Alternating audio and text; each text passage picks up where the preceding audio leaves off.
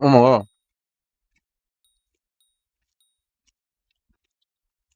That song is awesome, but I can't play it.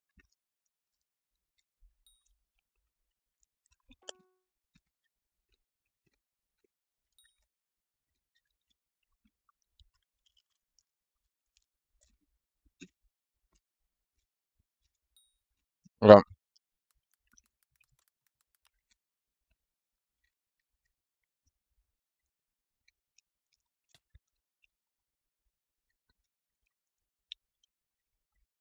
Man, I haven't had a giggle quite like the Afro Man trial has delivered. I have been getting tickled all day watching this trial and catching up with what I had missed previously on Dragon Ball Z from How old yesterday are in the you? trial. It's just concluded. 21. Spoiler alert: Afro Man completely Why? won, and I mean it was a complete victory here. He got him with the Mortal Kombat fatality in the courthouse here. Okay. The fucking police officers that Is were suing him lying are licking the about toilet it. bowl clean after he shit all over them. Mhm, I'll show you mhm, the clip of the ruling in mhm. a moment here. Uh, For those uh, that uh, don't know, uh, Afro Man's house was raided a few years back under suspicion of kidnapping and narcotics. They found nothing. It was a Come complete inside sham. It and was about it. a load of barnacles.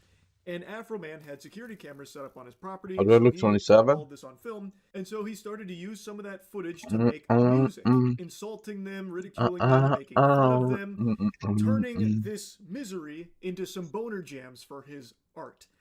And the officers that he has made songs about and made fun of got really upset. They got What is super that? sore about it. So they filed a defamation lawsuit against him.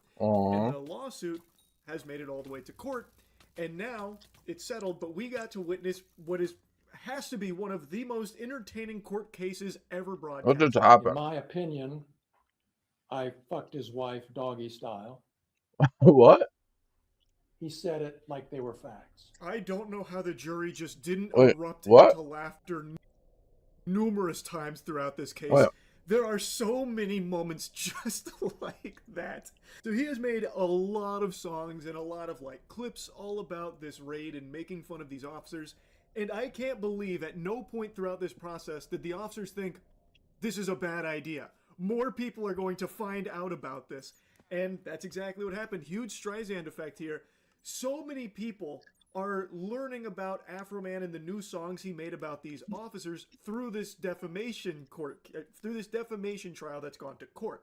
So Mm. now the songs are blowing up all over again. So like, will you help? Will you repair my doors? Over 9 million views. Lemon Pound Cake is probably gonna start charting on fucking Billboard at this point. This one's going nuclear right now. And it's in part a large thanks to these officers being such fucking bumbling, drooling imbeciles that they actually tried to sue Afro Man for defamation because he hurt their feelings through making fun of them in these songs.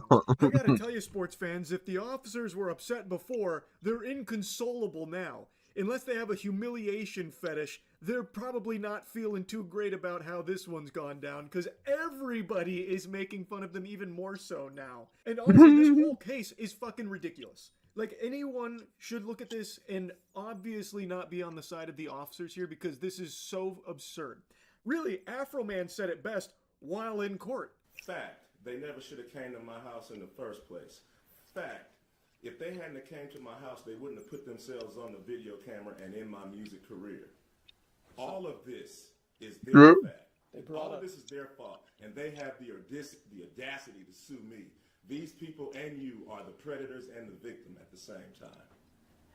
So what they did, searching your house, gave you the right to do everything you Under done. the circumstance that I got freedom of speech, after they run around my house with guns and kick down my door, I got the right to kick a can in my backyard, use my freedom of speech, turn my bad times into a good time. Yes, I do. And I think I'm a sport for doing so, because I don't go to their house, kick down their doors, flip them off on their surveillance cameras, then try to play the victim and sue them. Amen. I think that about sums it up. He has the freedom of speech to make fun of these officers. They are public officials. They went onto his property, breaking his shit, apparently even disconnected some of the security cameras, which I feel like that should be completely illegal to disable, lawfully put up security cameras around one's own home. I think, and it seems court agrees, he was well within his rights to be making fun of these officers and using the footage of that raid in the subject of Yeah, his songs, of making course. fun of them, joking around, whatever he was doing with that music, using them. There should have never been a defamation case that went this far in the first place. But the fact that it did was a fucking slam dunk for comedy.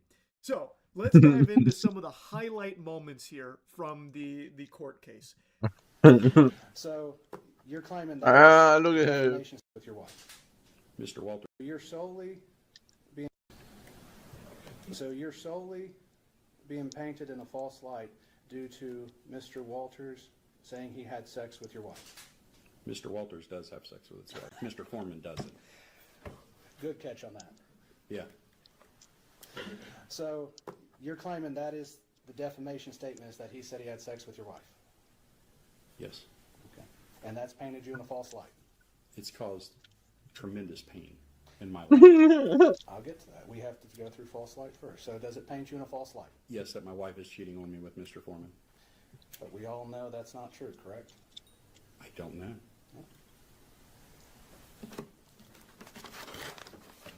What? Fucking plot twist of the century. Game of Thrones writers. I could don't know. never. The subversion of my expectations during this segment cannot be overstated. My jaw was on the floor. So I was already kind of giggly, kind of kicking my feet in my little chair when he was like, "Listen here, bub.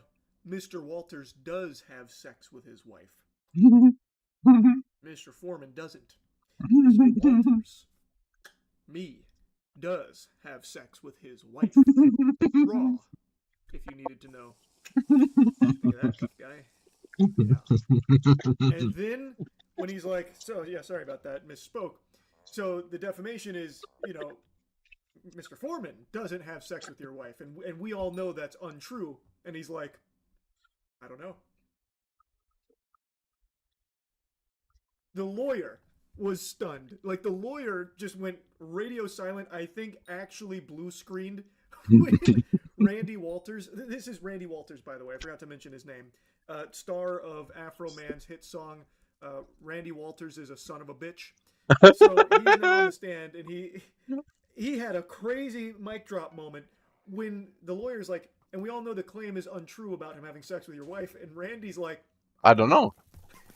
so it seems like he actually thinks Afro Man might have fucked his wife or something. So now he's on stand, and it only gets worse from here. It looks like he starts to get angry at his wife about the claim.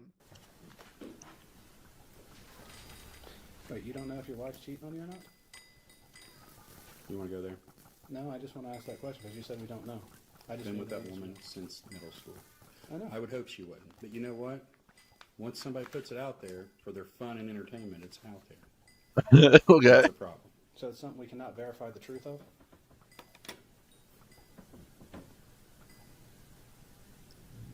Why did you Is just... it a Hello? thing that can be verified, true or false? Ask your client. He thought he was Oh, playing what's up, chess, 6'7"? but he was actually just playing with his own butthole. I What's don't up, know 6'7"? what strategy Randy Walters was cooking up there in the noodle, but this is stunning stuff right now. He was giving him like a layup. He's like, "All right, so the claim is untrue, right?" He's like, I don't know. I would hope my wife isn't cheating on me. We've been together for fucking years, but now that he's made a song about having sex with my wife, well, maybe he is. And maybe she's cheating on me, and maybe I hate her for it. We have to ask Afro Man about that.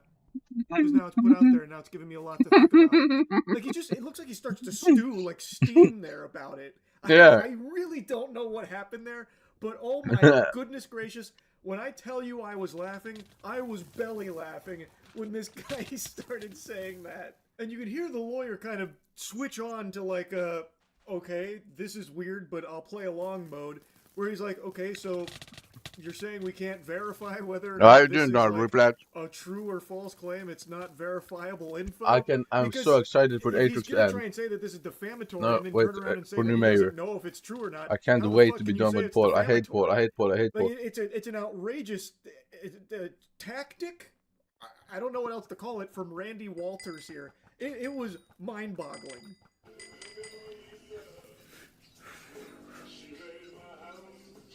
Look, they're crying.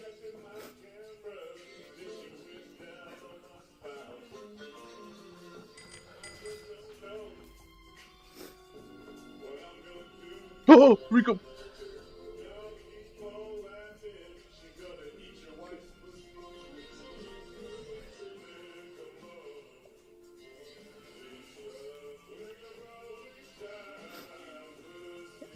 They're crying.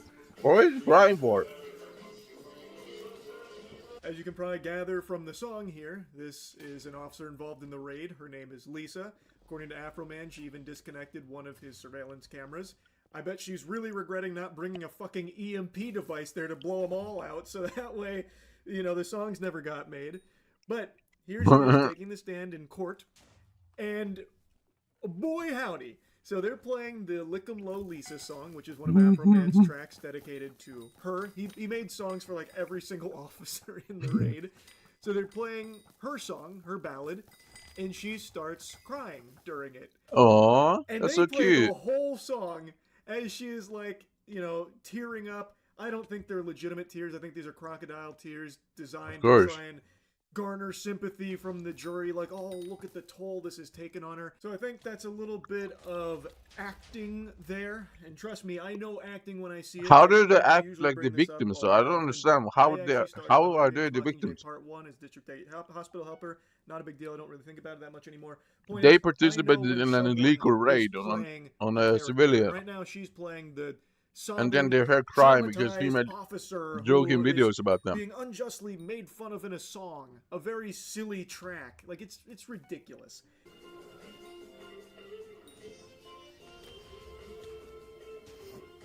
Keep playing the song, bro. Yes, sir.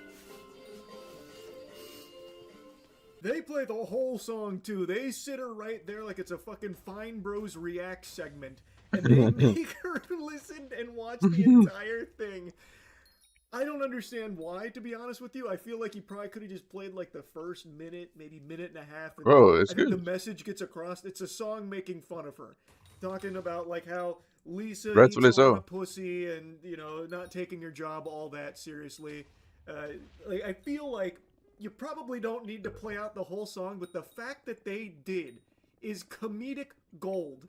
Yeah. The cameraman even pulls She's off just there like for a little bit just crying. to show like the whole Boo scene hoo, in the boo hoo. courtroom. And I'm very curious what the jury was doing. Like maybe they were stomping their feet and snapping their fingers to the track. It just kind of makes you want to groove a little bit. It's got just like a real like classic feel to it. And then it pans to Afro Man. Hail him.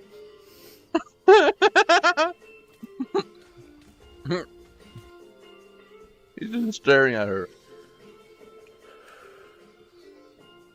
Somebody give this cameraman a raise. That is incredible camera work right there. As you can still hear Lisa sniffling and trying to get more tears out, it pans to Afro Man as the song is still playing, by the way, and he is just sitting there staring a hole through her. He is just unflinching, just staring at her. I erupted into laughter with that camera pan to Afro Man.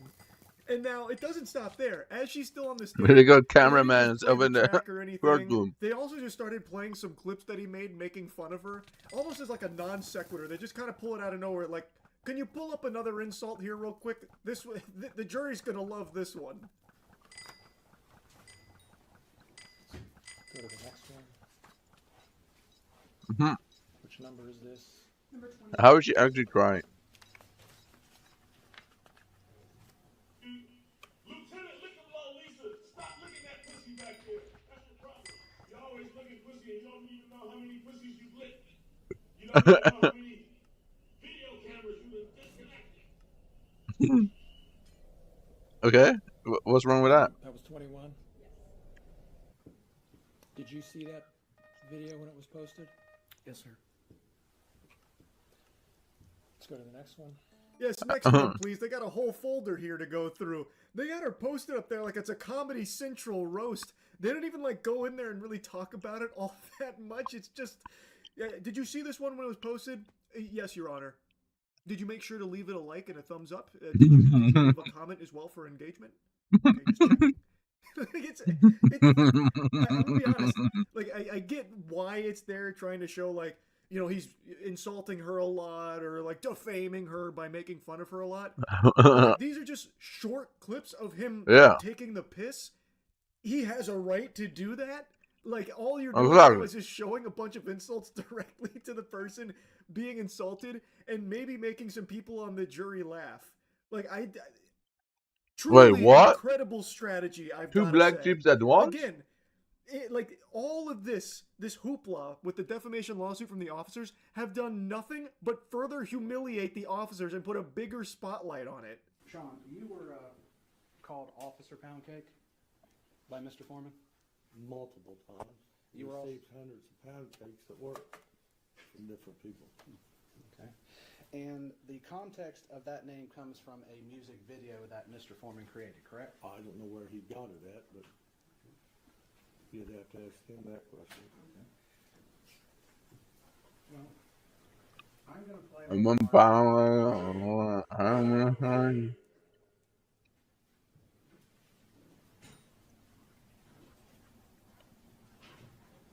About it there. So you've seen Exhibit D, correct? Mm-hmm. You would admit that you walking by Yes.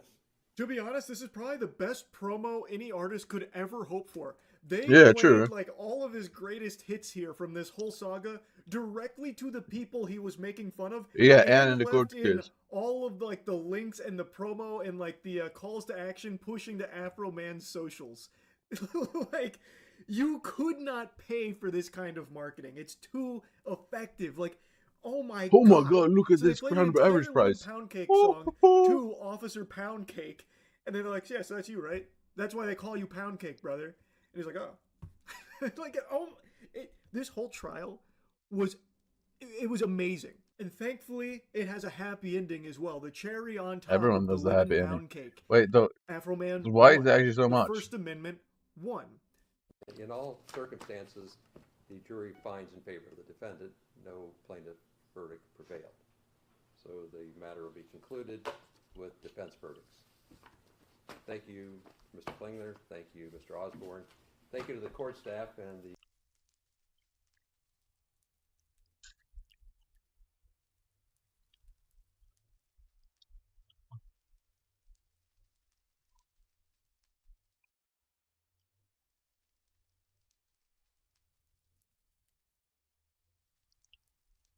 I actually want to see this.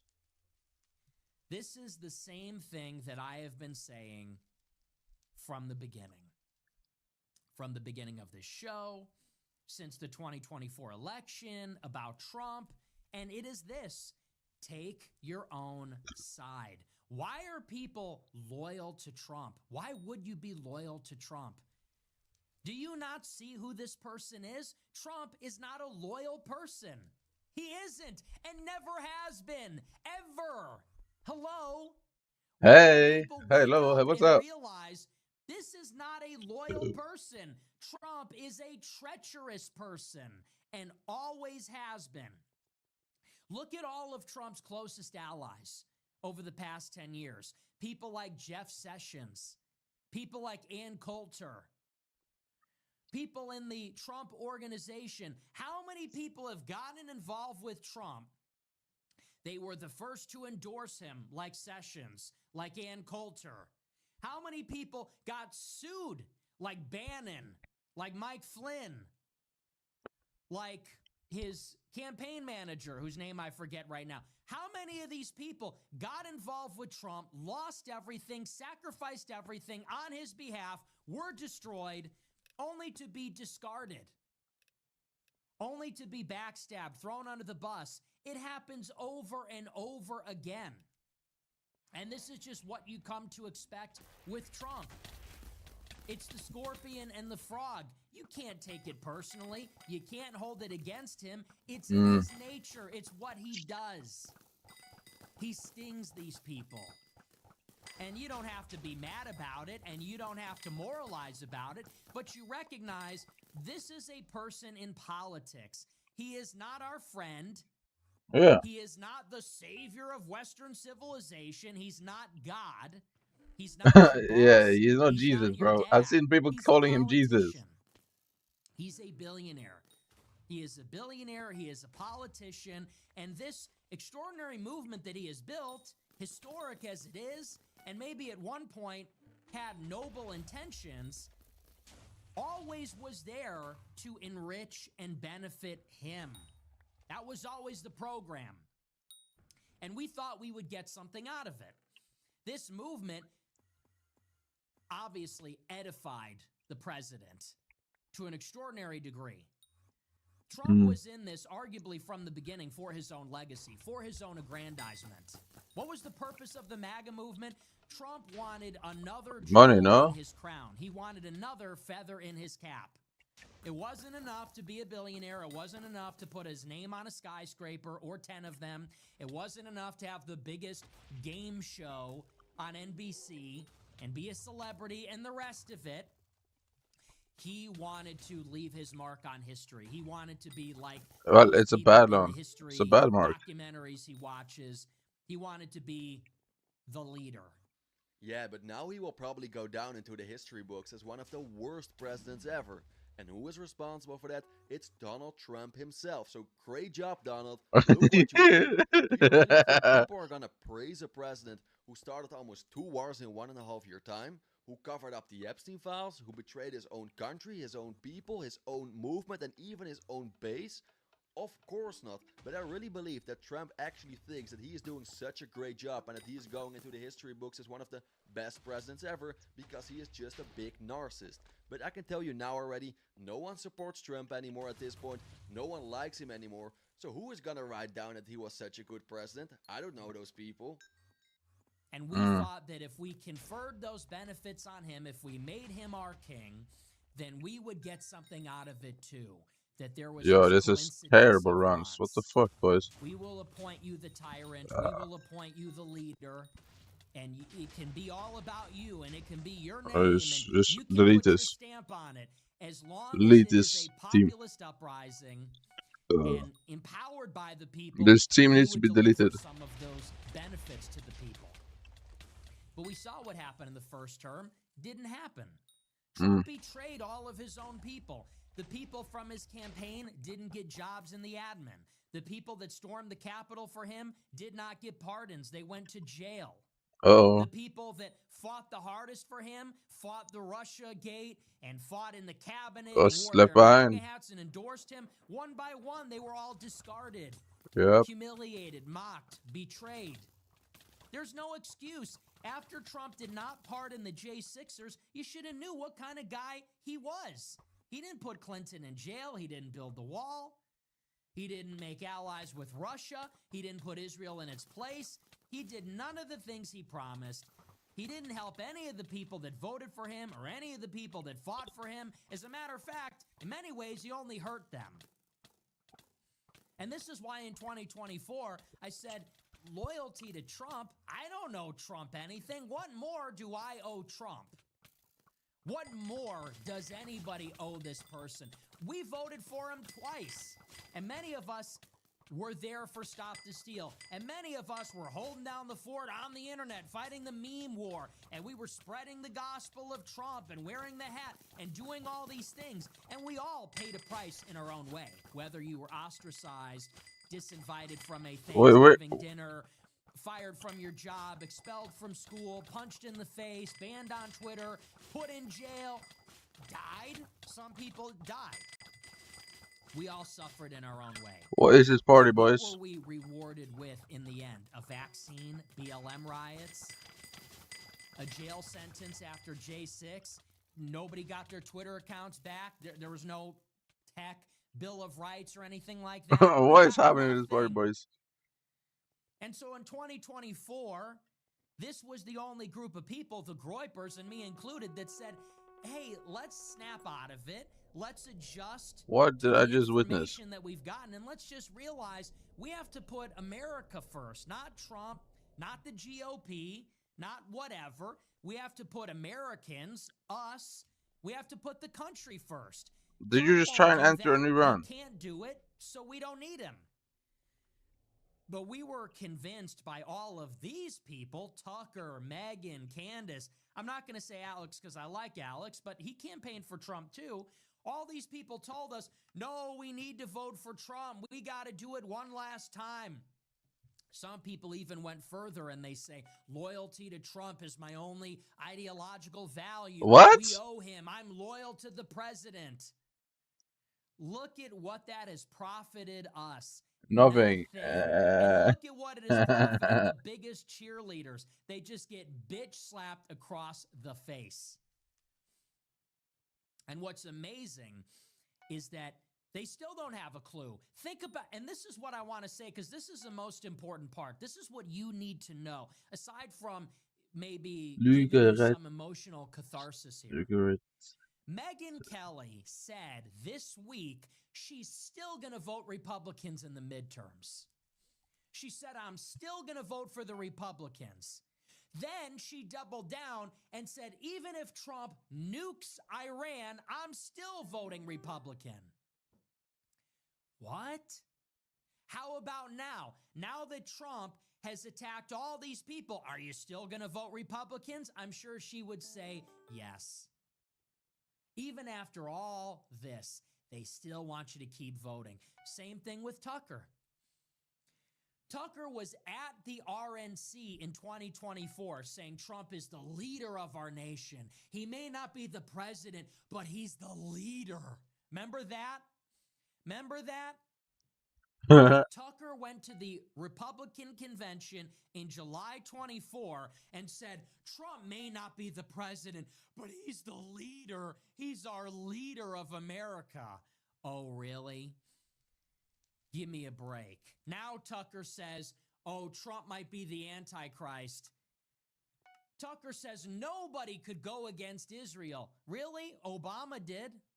Yeah, that's right. And Tucker Carlson even campaigned for Trump. He was one of the biggest supporters of Trump. Like, he's a very good friend of him as well. But I don't know if that's still the case. Have you guys seen like this Truth Social post of Donald Trump from yesterday? He was calling out Alex Jones. He was calling out Candace Owens, Tucker Carlson, Megyn Kelly, almost everyone. He didn't include Nick. Very suspicious, by the way. But have you guys seen his post? He was completely destroying his closest allies almost. Like, all these people who campaigned for him, who supported him, he is even like calling them out now. But that's just how Trump is. He is always stabbing a back in the people who supported him. So I don't know if like a Tucker Carlson still supports Trump, or I do know he is also turning his opinion about Trump, and that's actually good. All these people, yeah, they made a mistake, and many of us made a mistake by supporting Donald Trump in the beginning, but now everyone is finally realizing how Donald Trump actually is, because now we can see his true colors. He just used all these people with big platforms. I still don't understand why Megyn Kelly, Tucker Carlson, it or says Candace that Owens, she will they have such a vote big audience. Trump knew even this, if he the just brand got used all those people. And nuked. finally now they're realizing that they made a mistake. And I hope that Tucker will call out Donald Trump. Now, if you guys have seen his post after this video, make sure to read this post. It's ridiculous. Like, our own president is saying these kind of things about like very famous people, Tucker Carlson and Candace Owens. It's ridiculous, but let's continue. Trump can't or won't. They still won't criticize Trump. People like Tucker, people like Megyn Kelly, they'll make a stink about Israel. They'll take their shots at Trump. They'll take their pot shots. But in the end, they still want to deliver the vote right back to the GOP. Haven't learned their lesson. Or they want to throw it to Vance, Trump's vice president that he handpicked, that was in the room when all these decisions were made. So what actually is it going to take? What do people need to see to wake up and realize what must be done here? And maybe, to put it in more concrete terms, when are people going to wake up and realize this guy is the problem? It's him. It's not that there's this Antichrist thing. It's not that nobody can resist Israel or whatever. No, it's Trump. Trump is the problem. Trump is the problem. Who is even part of MAGA anymore? Think about the damage that he is doing. He doesn't have a high approval rating. He has a high favorability rating among Republicans. And he is very popular, unfortunately, still. If you ask your average person, hey, do you like Trump? Your average right-leaning person is going to say, yeah, I like Trump. Yeah, he's got to do what he's got to do. Even if they're against the war, you might say, really, you support the war? Your average person's going to say, I don't like Iran. I support Trump. A lot of these pro-Trump people on Twitter, they're not entirely wrong when they say that it's an internet phenomenon, that people are really up in arms about the war. You know who's against the war? Very young people, very online people. But you look at older people, you look at the boomers, you look at some of the Xers, you look at your average Republican voter, your average right-wing conservative person, they still like Trump. And think of the damage that Trump is doing when he gets on Truth Social and says, you're not MAGA if you don't like Mark Levin. You're not MAGA if you don't support my war in Iran. Tucker, Megyn Kelly, Alex Jones, Candace Owens, Marjorie Greene, they're not MAGA. They're idiots. Don't listen to them. They're terrible podcasters. Think of the damage that he is doing and the moment that we are in. It might be easier if you imagine what a real president might do in the situation that is actually America first. If we actually had a positive force in the White House, that person would be elevating these voices, not diminishing them.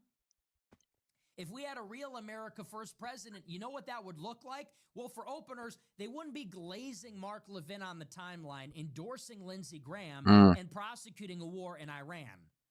They wouldn't be mocking and putting down the only 5 podcasters and former congresswoman that's actually still America first. And what Trump is doing is being the nucleus of this movement and having the legacy and the bully pulpit that he has. He is sucking all the oxygen out of the room. Nobody is free to imagine what a genuine America First movement should or could or can look like as long as he is there. He is sitting on the seat. It is occupied. And so any money that would go in that direction, any votes that would go in that direction, any wayward Republican politician that might trend in that direction, they can't. Because he's sitting on the chair, blocking all of it, absorbing all of it. No Republican politician wants to go against Trump, so no Republican politician can be America first. And no Republican donor wants to make Trump mad.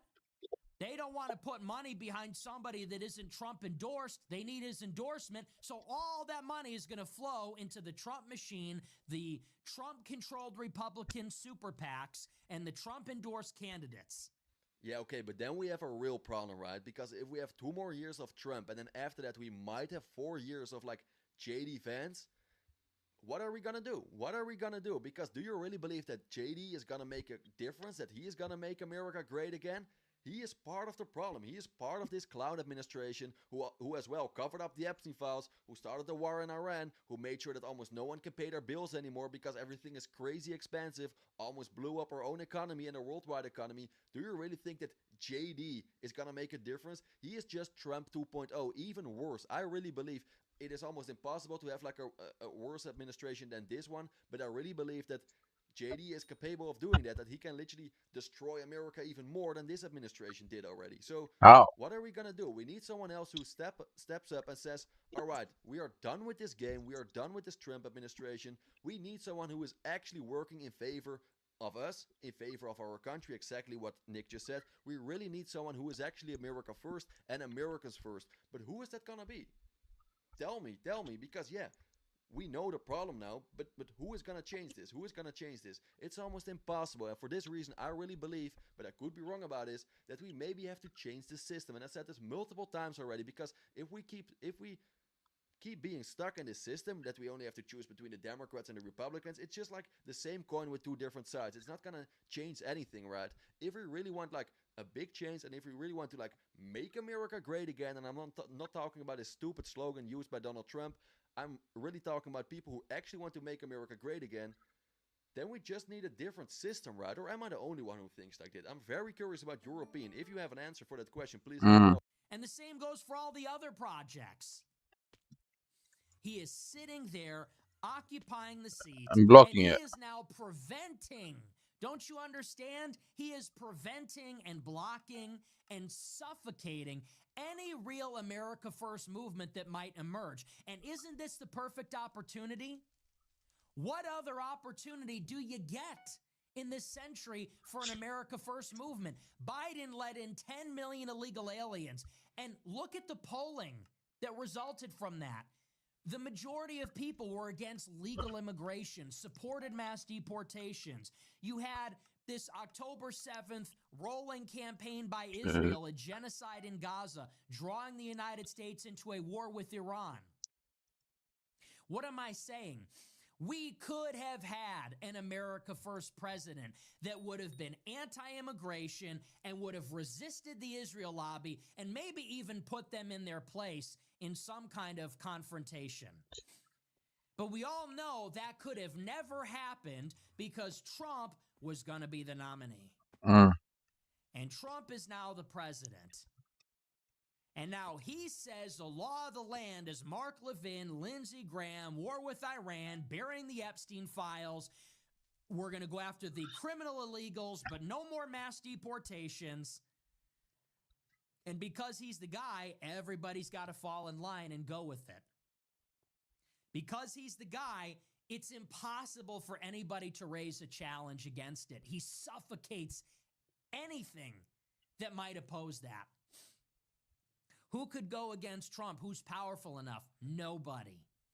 And this is why I said in 24, it would have been better if he lost. Because I said exactly this.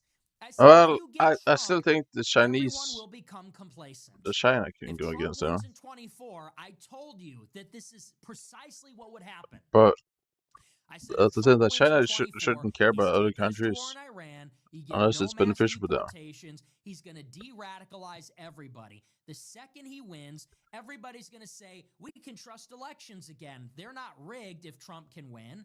Everybody's going to breathe a sigh of relief. Everybody is going to make excuses. They're going to take it easy on him. They're going to go with it. I said, in all of that revolutionary sentiment, all of that disillusionment, anger, frustration, it will all dissipate. The pressure will be released. I said, and by 2028, people are going to be over it. Trump is going to lose everybody. And by 28, people are going to be ready for a left-wing economic populist to eat the rich or whatever, or do UBI, or have Anthropic have a alignment, safety-oriented AI program.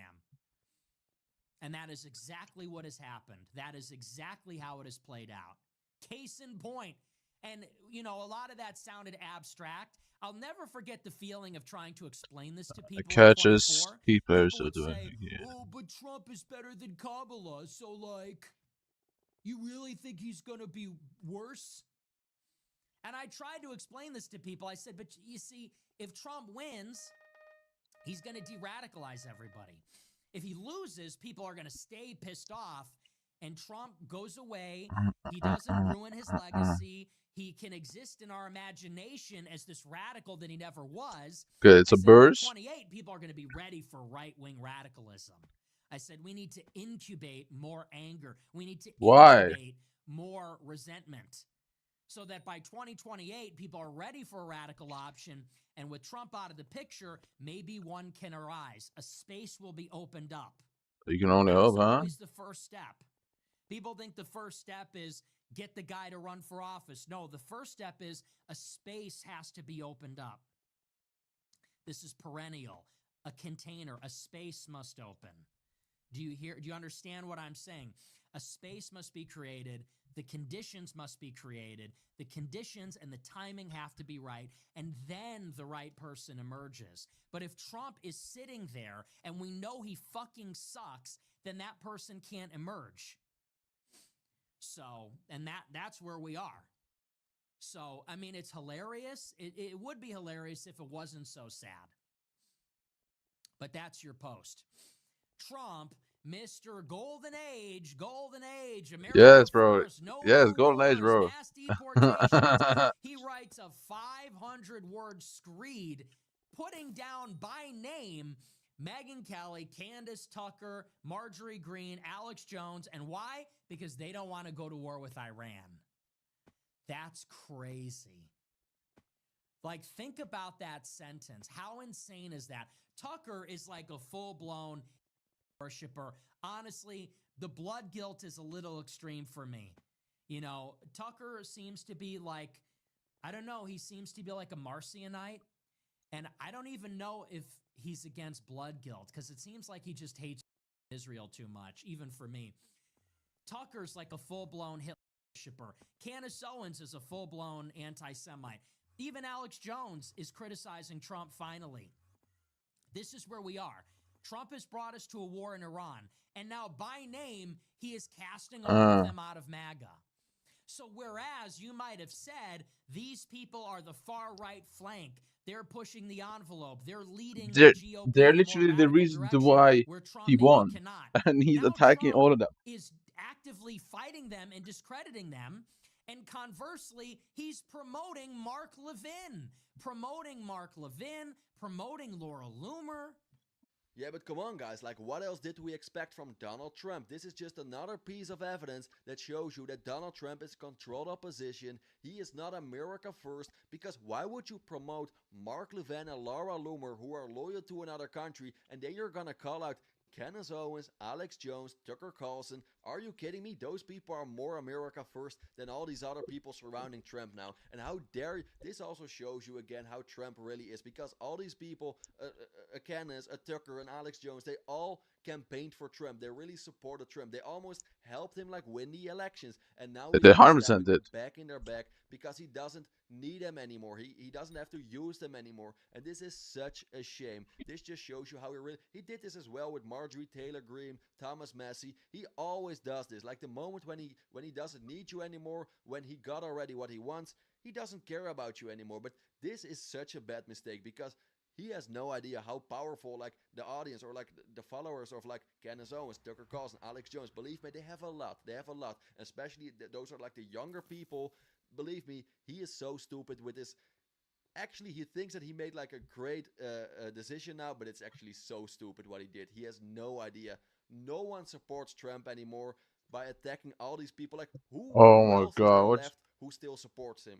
All right, you're America first now, Donald Trump, with Laura Loomer, Mark Levin, Lindsey Graham. Great, man, great.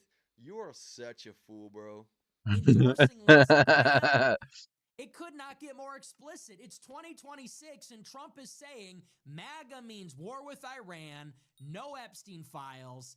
MAGA means Mark Levin and Laura Loomer and Lindsey Graham are the best, and Tucker and Candace and Megyn Kelly and Alex Jones are the worst. It's just like, it's indefensible now. MAGA, it's dead. It's dead. MAGA is, I'll do it again for you. MAGA is dead. We are America first. This means nothing. Fuck this movement. If MAGA means Lindsey Graham, Laura Loomer, Barry Weiss, and Netanyahu, and not Megyn Kelly, Candace Owens, Alex Jones, and Tucker, then MAGA is garbage. It is a dead brand. No young person wants to be a part of this. Nobody is enthusiastic about it, and it is a joke. And I hope Trump knows that. Trump, you don't have any young fans anymore. I know, I'm a young person. You don't have any young supporters. True. The people that memed you into the White House, the people that made the memes, the actually creative, fun, edgy, intelligent young people that brought the energy in 2016, they're gone. I know, I was one of them. I'm not anymore. It is a dead and dying movement. The only people left in MAGA are the boomers that still watch Fox News, the boomers in the villages, all these retirees in Florida, these people that don't know their ass from a hole in the ground anymore. They get tricked by AI on the regular. Those are the only people that are still with it. And like Trump, they're not going to be here in 20 years. They're going to be dead. We are going to be here in 20 years. We are going to be in politics in 20 years, and we're done with that. So it's like I've been saying from the beginning, it's time to dream a little bigger. It's time to imagine the actual America First movement. And that starts with discarding Trump. No, sorry. If that's what MAGA is, then we're not MAGA. No one is MAGA. I don't want to be at the tail end of the Trump movement. I want to get in at the ground floor of the America First movement. And what we need to start to imagine is a movement that is so radical and severe and powerful that it towers over the MAGA movement. We want the America First movement to look like a Fair enough. tsunami, a hurricane, and we want MAGA to look like a little wave, a little ripple. That's the kind of mindset that we need. Don't be sad that it's over. Be happy that it happened and look forward to a more radical and more extreme future. That's the only way, is to recognize that Trumpism is not the end-all be-all. It's not the last word. It was a necessary first step. And with no nostalgia and with no sentimentality and no emotional investment, we need to wrest the baton from Trump's tiny hands. We need to take the baton from Trump's small hands, whether he likes it or not. Thank you, but your movement is dead, and we need to put the pillow on top of the movement. It's day of the pillow. Trump, we love you. Thank you for what you have done, but we are now going to euthanize the MAGA movement. We're going to take the baton from it, and we're going to carry it forward. And only the young people can do it. Fair. It's not going to be Trump. Honestly, it's not even going to be Tucker. Tucker's too old as well. It's got to be us. All the energy is with the Groypers. We will take it from here. Not Vance, not Tucker, not Trump, me. Oh, what is Tucker? Us, the Groypers. We are the future. So, What just that's happened? how we have to think about all this. I recognize we spent the entire show talking about this post. So we are going to move on. We're going to get into the latest on Iran.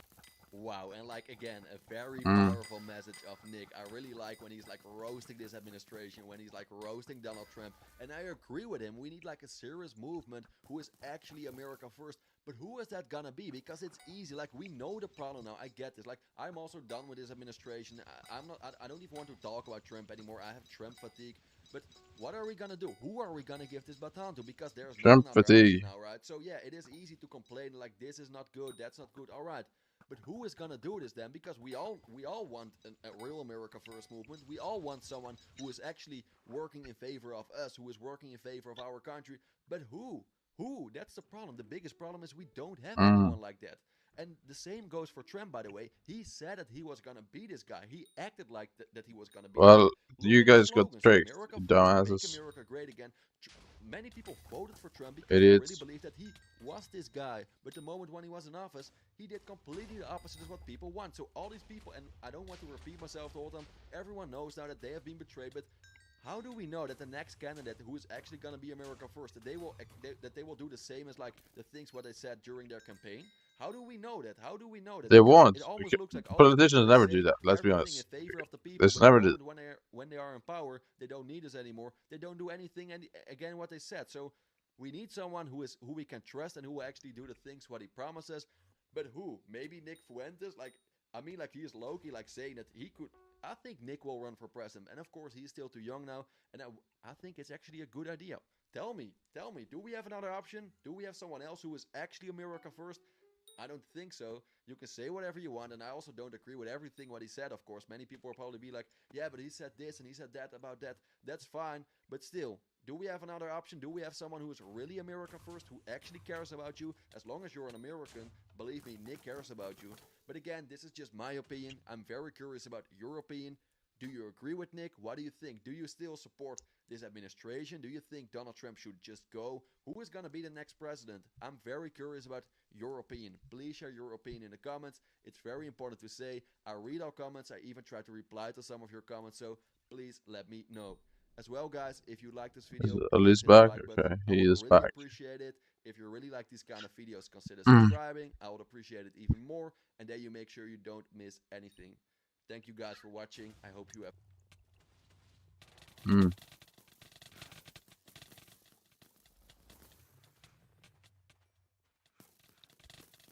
She was beautiful, successful, and building a life in the spotlight as a beauty queen, influencer, and business owner. But one afternoon, during a routine TikTok live stream from her salon, that spotlight turned deadly. What? In front of a live Oh. audience of thousands of people, Valeria Marquez was ambushed and executed in cold blood What? and sentence. Her killing was not random. It was calculated. Why? And the delivery that she received wasn't just a gift, it was a setup. And now, with whispers of cartel connections, government silence, and a growing storm of public outrage, one question hangs in the air. Who wanted Valeria dead and why? This is the Good shocking question. true story behind a murder that unfolded in real time and exposed the deadly dynamics of power, gender, and social media. Today, we're going to talk about the life, legacy, and live stream murder of Valeria Marquez.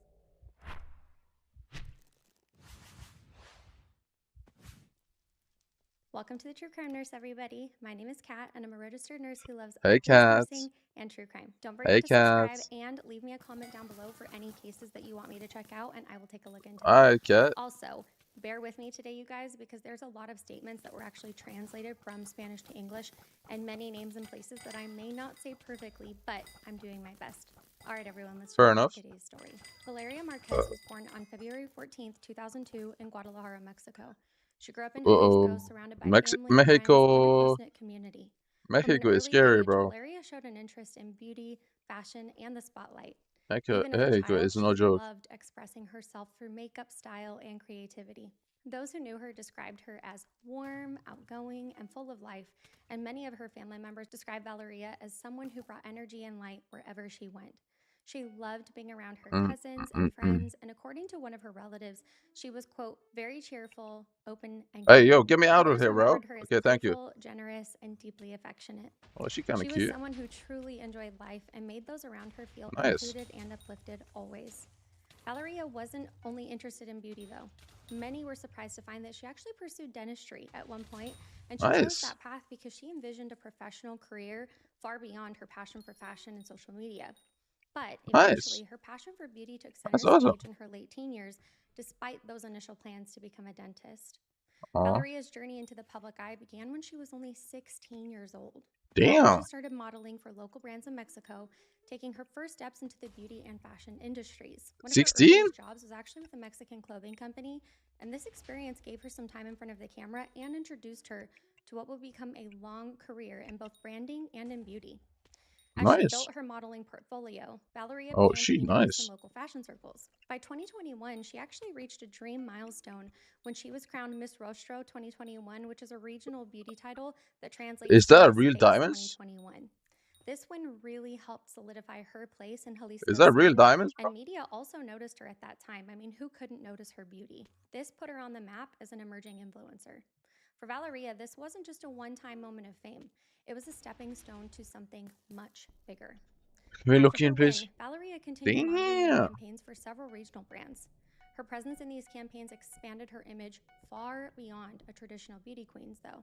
And she was different from many because she was known for her sense of glamour mixed with her down-to-earth personality.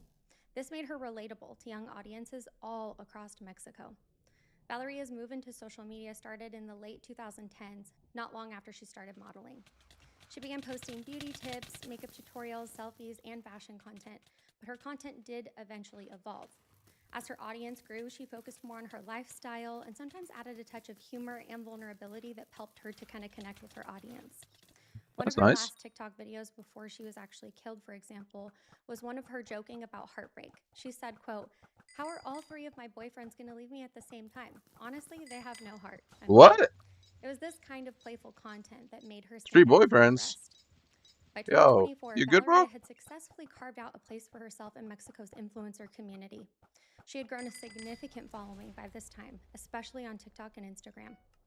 In August 2024, at the age of only 22, she opened her own boutique beauty salon called Blossom the Beauty Lounge. The salon That's a was W truly name. W name. monumental for her. I like It Blossom. I wasn't like just a Blossom. business That's a good venture. name. It was I an actually like. extension of her personal No? brand and a new platform for her to connect with her clients and followers. Blossom the Beauty Lounge offered a wide variety of beauty services with everything from haircuts to eyelash extensions and manicures and pedicures. We are not The doing salon that. became a backdrop for many of Valeria's videos and posts, and she oftentimes filmed her actual beauty tutorials in the salon. Oh, She that's even smart. posted her final Instagram post from inside this very space that she had dreamt of. The salon wasn't just a workplace for her. It was a part of her everyday content creation and her connection to the community. Sadly, it also allowed people to know where she was. On Tuesday, May Damn. 13th, 2025, Valeria Marquez went about what initially seemed like a normal day for her at the Blossom Beauty Lounge. Like she did frequently, she decided to go on live on TikTok in that early afternoon. These live streams were a part of her usual daily content, and it was kind of a way for her to interact with her followers, show some behind the scenes moments, and simply just chat while working. But what began as a routine broadcast would quickly turn into one of the most widely viewed violent crimes in recent How though? Mexican history. Reports indicate that Valeria Isn't began Mexico streaming about always 6 wild? to 6:30 p.m. local time. She was sitting at a table inside the salon talking casually to her followers. The business was located in a small commercial plaza, and at that hour, there were very few clients or coworkers nearby. The early minutes of that live stream showed several deliveries that had arrived at the salon. This was a sequence that, in hindsight, appeared coordinated.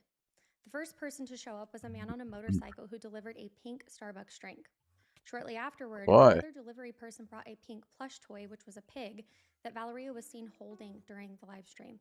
These gifts What? initially seemed harmless and might have been meant to kind of reassure her or Why? lower her guard, and they were also consistent with gestures that she frequently received from fans or friends, so to her this didn't seem entirely out of the Why did ordinary. they just pulling But up and even as giving she a pig to smiled her? and chatted, something seemed to be on her mind. Why did they just Earlier pull up that and day, there give had been her a a pig? strange delivery attempt that actually left her feeling kind of unsettled, and I can't help but wonder if this was her intuition. She told her viewers about it as it was unfolding live. A friend or coworker referred to in the media as Erica had contacted her saying, quote, "Hey babe, they're bringing you something and I don't know what it is, but they want to give it to you," end quote. According to Valeria, the delivery person insisted on handing over the item personally to her, even offering to wait up to an hour for her to arrive. The item was described as very expensive, which made the situation seem even more suspicious. What? On the live stream, Valeria talked about all of this in kind of an anxious tone. She asked on the live, "Who is going to give me something?" Then, half joking and half serious, she added, "I think I'll get going. Maybe they were going to try to kill me." Those watching the live expressed concern in that chat. It was clear that she felt something wasn't right, and for a moment, she considered leaving Damn. early. But she stayed, possibly out of maybe professionalism or maybe because she hoped that that discomfort would just pass. But then came the final visitor. Around 6:30 p.m., a third man arrived. Bro. This one was wearing a face She covering and knew, posing man. as a delivery courier. According to Okay, bro. Valeria's That is so coworkers, the man obvious. said that he needed to take a picture of Valeria with the package to confirm the delivery and insisted that the item was very valuable. He waited outside earlier but now was coming back in. The coworker who interacted with him noted that his face was not visible at all. Hola.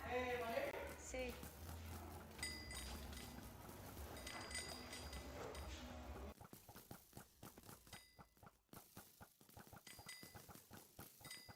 The TikTok live stream captured the moment.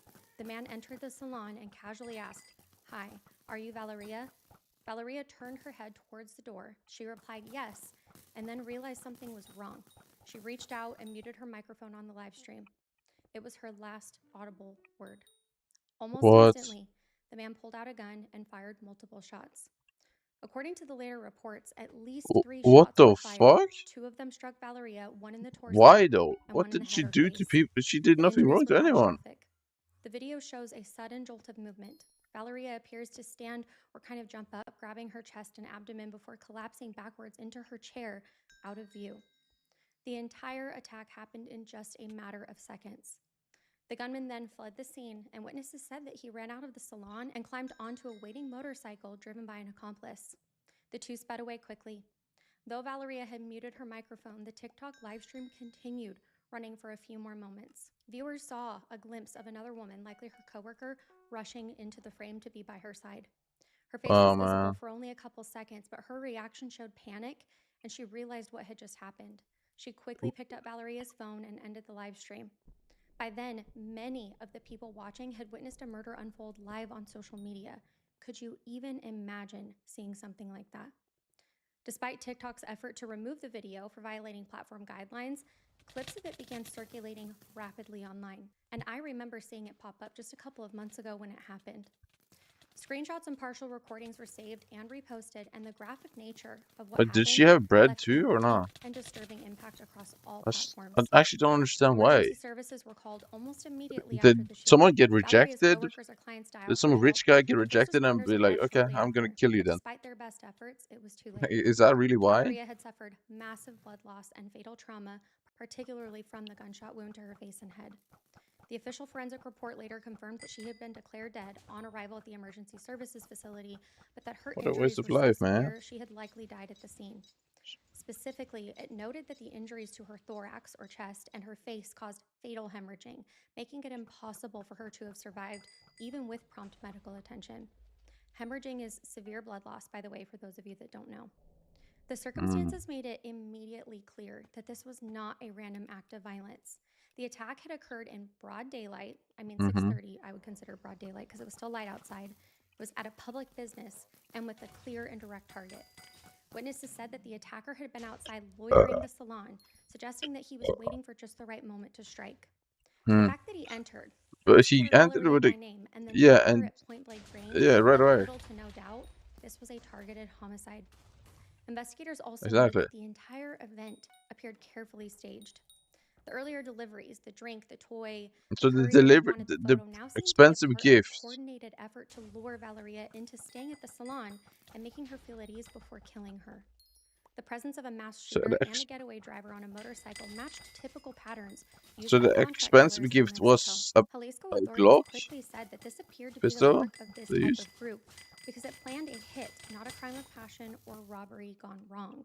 The Jalisco State Prosecutor's Office quickly confirmed that two men had been observed near the salon at the time of the attack, likely the gunman and his accomplice. Witnesses also said that the two left the scene together on a motorcycle moments after the shooting.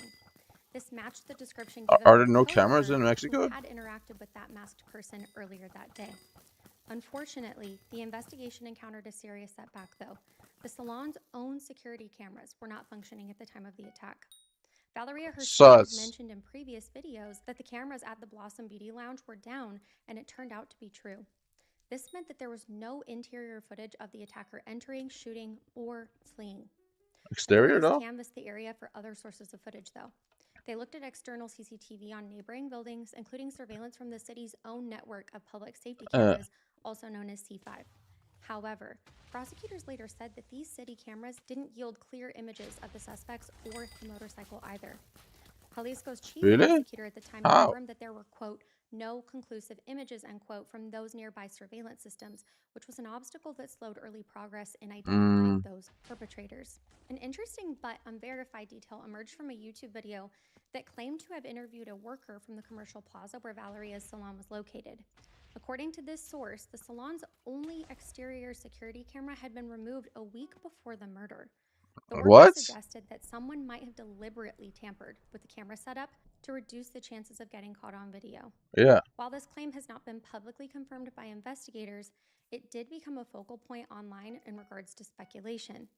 Authorities said that they would not rule out any circulating information due to the complexity of this case, though. So, this information is still out there, but not confirmed or denied by the police. As a part of standard protocol, police quickly sealed off the salon and marked it as an active crime scene. By that evening, news photos showed yellow police tape strung across the storefront and forensic investigators in protective suits collecting the evidence. Among the items seized were the gifts that Valeria had received. Damn, a plush bro. toy and coffee, as well as her phone, the bullet casings, and anything else that might offer forensic clues. Given the nature of the killing, the Jalisco Attorney General's office opened the case under the country's femicide protocol. This is a legal framework that applies when a woman is believed to have been killed due to gender-based motives. It was the 8th case of femicide recorded in Jalisco during the month alone, adding urgency and public pressure to what was already a high-profile crime. News of Valeria's death spread quickly. Within hours of the shooting, word began circulating across social media and regional news outlets that an influencer had been shot during a live stream.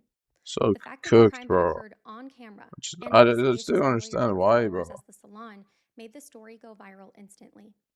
By that night of May 13th and into the morning of the Like 14th, the reason headlines to began why appearing is my all biggest across question. Mexico. Major news outlets picked up the Is story, why? many running photos of Valeria or still images I from really her need social to media know accounts. why. Most I mean, media I know the outlets reason opted is not gonna to show be the actual terrible, moment but of her death out of respect, but clips of the Having video or zero reports clue why referencing it were is already fucking circulating annoying. online. Newspapers and digital publications had headlines like "Farewell to Vale," which is her nickname, and "Influencer Buried" when covering the funeral that followed just a few days later. Her death had gone beyond a regional tragedy. It was now a national news event, discussed in both entertainment and crime sections of newspapers all across the country.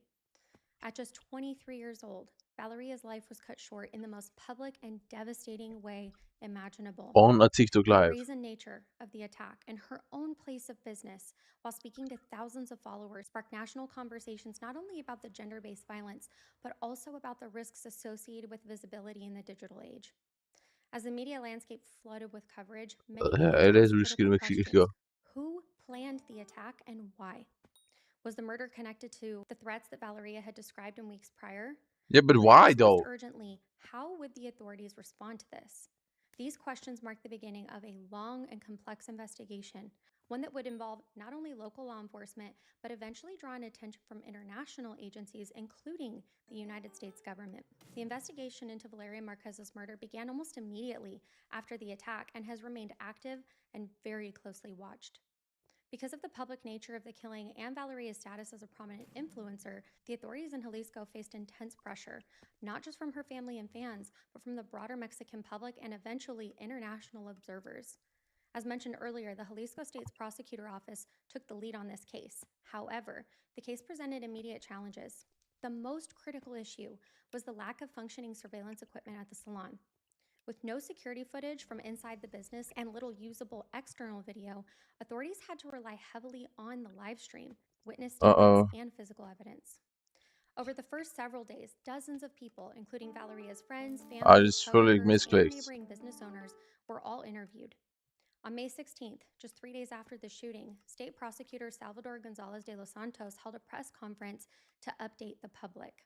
He reported that over 30 what people did he from say? Valeria's personal and professional life had already provided statements. Quote, "We are interviewing everyone related to Valeria, friends, family, That's and good. acquaintances," end quote. He explained that establishing the context of her final days was essential to understanding the motive and identifying all the suspects. While he acknowledged that investigators had developed 3 leads, he did not share specific details. Based on what we know from the available information that is out there, these 3 are most likely the leads that they are referring to. First is the possibility that Valeria's former partner, a man with alleged ties to organized crime, which we will definitely dive into, was involved. There's also an alternate theory of robbery or What a other loser. violence gone wrong, though this seems Why? unlikely. That And still last doesn't is make the any idea that sense. someone within her immediate circle may have contributed to the setup or had knowledge of what was coming. Many have speculated online on this.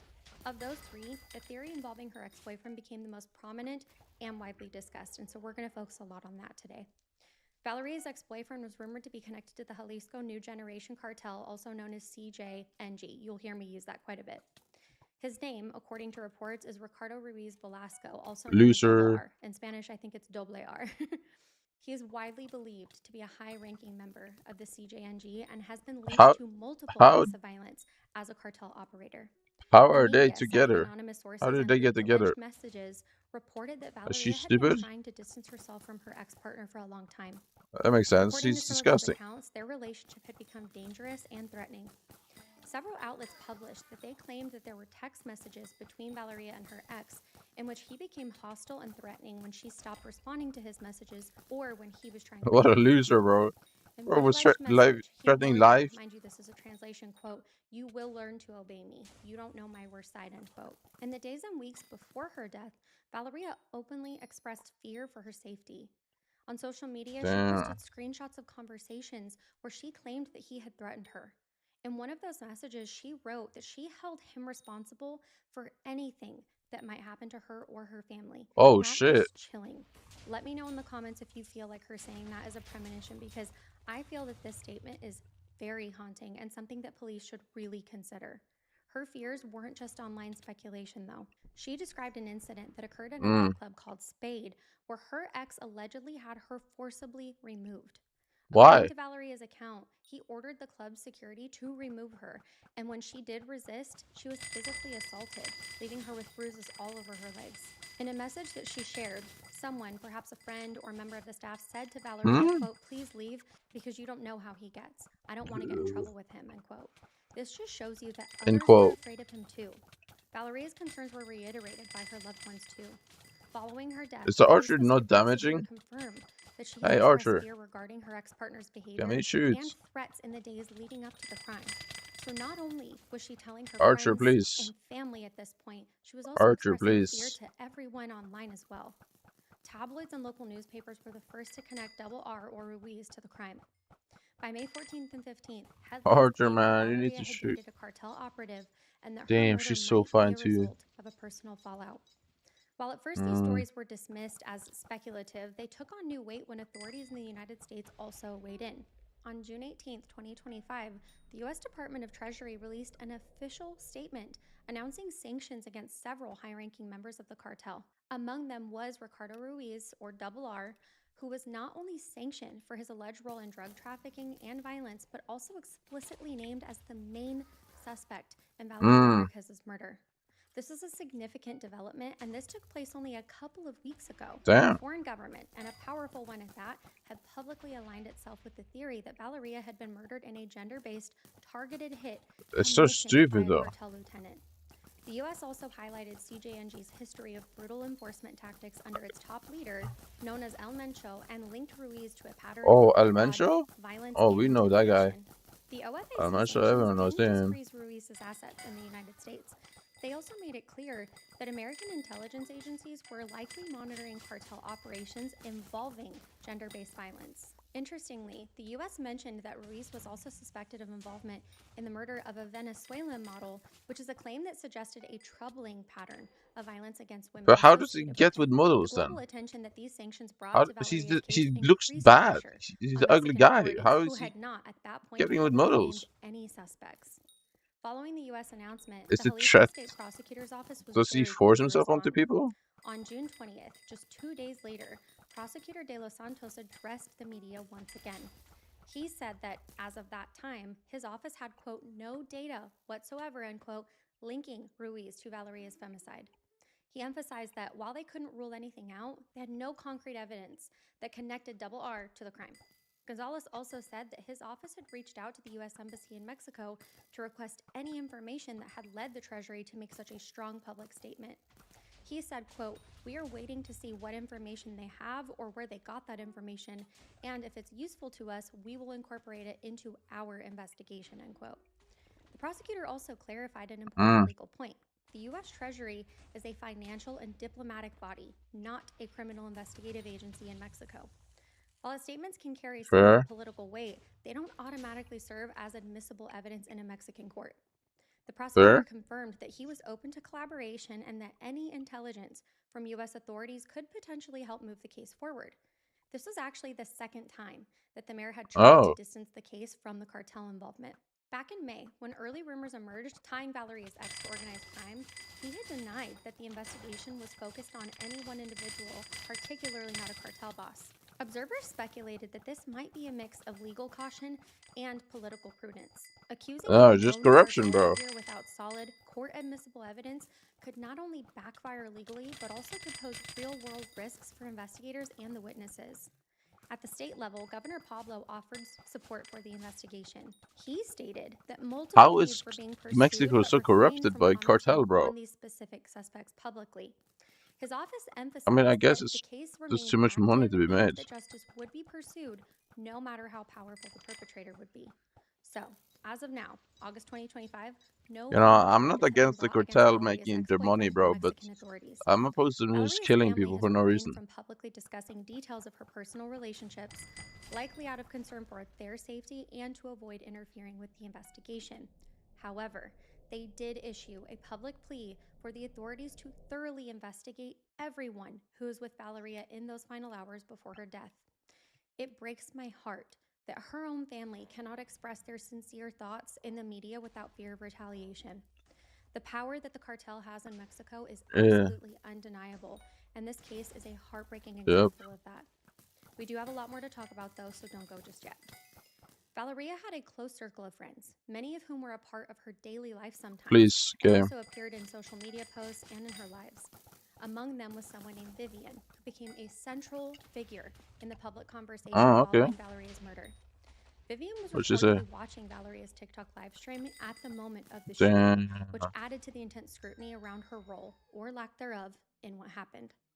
In the chaotic Damn. days following the crime, social media speculation led some users to accuse her friend Vivian of Really? somehow being involved in the Come murder. on, bro. You There gotta were stop rumors that this. she had actually sent Valeria a gift that lured her to the salon that Come day. on, stop with There was this. also a lot of speculation and confusion over whether Vivian was the same person as Erica, I who was hate a colleague conspiracy that theorists, interacted bro. with the delivery They person literally that day at the always salon. try and throw shit at The people. overlap of names and the fragmented And early I reports hate led it. accusations that lacked clear evidence I hate but spread conspiracy theories. rapidly. I As really the rumors do. escalated, Vivian publicly declared I'm not a herself. fan of She conspiracy theories, explained bro. that Valeria often Because received what gifts you're at the basically doing salon is and that there you're was making nothing someone look unusual about a terrible package arriving with unexpectedly. zero In a evidence, post but directed just at the public, she wrote, quote, "I would opinion. never do anything to hurt her," end quote. She And asked you people having to that please opinion stop spreading baseless and then accusations spreading and it to and focus repeating instead it on over and honoring over again Valeria's memory. does hurt people, Authorities bro. also addressed these rumors. The Jalisco prosecutor confirmed that Vivian was neither missing nor considered a suspect. Yeah, He emphasized that she was reachable and that investigators intended to speak with her as a close associate of Valeria. There was no indication from official sources exactly. that Vivian Thank was you. involved in the crime in any way. She was being Yeah, contacted like the other friends and colleagues who might provide additional context to the investigation. Vivian is a very controversial person in this case, though, and based on what I've seen online, many believe that she is still involved. oh Beyond my Vivian, god, Valeria's so wider annoying. circle of friends and family cooperated with the investigation in the weeks following the crime. One of Valeria's aunts publicly Just pressed because for someone is authorities to friends with carefully someone doesn't analyze the mean video of her they killing, wanted them dead. suggesting that more than We one need to stop person may have throwing been this on involved people, in bro. We need to planning stop or this. It's facilitating the very actual harmful. crime. I'll be honest Imagine with you, grieving though, over and your friend you know that I dying, don't like to share my and personal then you opinion get often, but I called do find it strange an that there accomplice were to others in murder, the salon, so or witnesses that could have identified the shooter, accomplice, and or yet yeah, nobody accomplice to murder. else in the salon was killed. Imagine I getting also called an believe accomplice to that murder there after could be being sad multiple over your people friend involved, but passing. let me know your thoughts down below. Bro, Online it's observers actually so also noted annoying. that two women were visible in Valeria's final moments, one believed to be Erica, the salon coworker, and the other possibly texting. Some suggested that their interactions with the supposed delivery man or the timing of their messages could hold clues. Now, while no direct involvement was ever confirmed, the family Let's just encouraged be investigators honest. to examine It's a all terrible aspects of what case. It's a happened terrible, sad and who was present in thing. those final But it's moments. Mexico, man. You This can't trust openness to Mexico. exploring every possibility reflected the family's determination to see the case thoroughly investigated. They made it clear that they wanted every person who interacted with Valeria that day, including friends, colleagues, or clients, to be considered in the official inquiry. It was a way of ensuring that no part of the story would be ignored and that justice would have every opportunity to be served in this case. Good. On July 12, 2025, 2 months after the murder, the vice prosecutor for criminal investigation issued another public update. He confirmed that the specialized femicide unit was leading the case and had made advances but could not disclose further details due to the sensitivity of the matter. He noted that the case was receiving, quote, a special follow-up, end quote, which is due to the high-profile nature and public scrutiny surrounding it. His message was essentially, we're working on it, but we just can't say what yet. By classifying the case under Fair the enough. femicide protocol, investigators acknowledged from the outset that this was not just an isolated homicide. It was a potential gender-based killing in which Valeria's identity as a woman and her personal relationships may have played a central role in this motive. Under So Mexican law, stupid, man. femicide is You're defined fucking as losers. intentional killing of a Yeah. woman because of her gender, often by an Yep. intimate partner or in the context of a relationship involving control, Disgusting. abuse, or threats. Prosecutors who invoke femicide protocols are required to follow stricter investigation standards, and if the case results in a conviction, the penalties are significantly harsher. Jalisco authorities made this classification clear right after Valeria's death. They indicated that they were not treating Definitely. it as a crime of opportunity or mistaken identity, but as a targeted killing likely connected to threats as she had reported from a former romantic partner. The case also drew attention from Mexico's federal government. President Claudia Sheinbaum, who had taken office in October 24 as Mexico's first female president, publicly acknowledged the murder during one of her daily press conferences. Sheinbaum expressed condolences to Valeria's family and assured the public that the federal security cabinet was coordinating with Jalisco state And prosecutors. how much does she They get said, paid by the quote, "There is an cartel? ongoing Do you think? investigation and we are How working to much find is those she making from the responsible cartel every and day to understand the motive," end quote. for not doing shit? She also asked the public not to share the video of Valeria's killing anymore as a gesture of respect for her memory and to protect her family from additional trauma. I was really glad to see that she made this request for them. While many welcomed the president's remarks, some women's rights activists criticized the response as mostly symbolic. One advocate noted that despite having a female president, Mexico's justice system, particularly when it comes to violence against women, remains broken in so many places. Of course it At does. the local level, Everything the in mayor also Mexico made is broken, and it's He really said that sad. the city had no official record of Valeria requesting protection or filing any reports of threats prior to her death. He described femicide as the worst thing facing Mexican society today. His comment suggested that while Valeria had spoken very publicly about her fears, she may not have taken the formal legal steps to seek protection. Sadly, this is a really common occurrence in cases where women worry that authorities wouldn't be able to help them or fear of retaliation from their abuser. As far as the investigation goes, though, it's reasonable Not to good, not good. assume that forensic and ballistic work formed a core part of the early investigation. From the moment police arrived on the scene, experts would have started analyzing evidence from inside the salon, including several pieces of evidence, the bullet casings, and trajectory theories to determine the firearm used, the plush toy, and the drink, like we mentioned. So just nobody's in held case they held accountable at the end of fingerprints or this? other forensic Really? traces. They also looked at Valeria's phone I mean, for if communication people, records if and America for even election thinks footage they and did it, possible trace DNA or footprints left behind by the shooter or others in the vicinity. The autopsy, while relatively honestly, I straightforward don't because care of if the the person is presence of the innocent or two not, bro. gunshots, would have helped confirm details He's about how done. quickly He's Valeria had literally succumbed to her is injuries, suspected for and murdering whether his the angle ex of as the well, shots revealed and anything he's still just about the free, assailant's doing position, illegal height activities. maybe, or method. By July of 2025, so just a couple of weeks ago, the prosecutor's office hinted that some forensic findings might be pointing investigators in a helpful direction. One spokesperson said, quote, "Yes, there are advances, but we cannot reveal them at this time," end quote. This suggested that investigators might have started to form a clear picture, possibly even identifying who ordered the attack, who carried it out, or how they coordinated the delivery. The lack of an arrest so far doesn't necessarily indicate a lack of progress. In cartel-related crimes, it's actually really common for investigators to quietly build cases over months or years. If a known fugitive is Sure. involved, issuing a warrant publicly can backfire by Yeah. giving the suspect time to relocate or take Yep. precautions. And if you think about it, I think most countries operate this way as long as they possibly can. Yeah. In some instances, prosecutors may opt to issue sealed warrants even, or place suspects on watch lists, waiting for the right moment to coordinate a secure arrest, especially if the That's individual smart. is Really heavily smart. guarded or lives in a region controlled by organized crime, like in Mexico. The vice prosecutor's reference to the case having special follow-ups implies that it's being tracked at a much higher level than standard cases, possibly with support from federal law enforcement.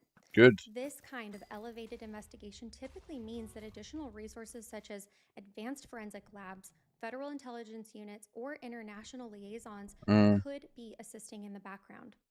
Another Good. likely source of leads would be digital forensic evidence. Cook Valeria's these phone, cartel used for bitch live ass streaming at the boys. time of her murder, I don't care, may man. You're have gonna contained get these critical bitch ass clues. bitches. Investigators would likely have reviewed all Nobody recent likes cartel, bro. messages, especially those in the hours leading up to her death, to Especially determine whether the she was in ones that contact kill with anyone innocents for no who might reason, have had bro. information Come on, man. about the delivery or the visit to the salon. Killing this person for Initial no reports reason. mentioned that a coworker had communicated to Valeria that the supposed courier wanted that photo with her in the package, which may have been part of the plan that kept her at the salon.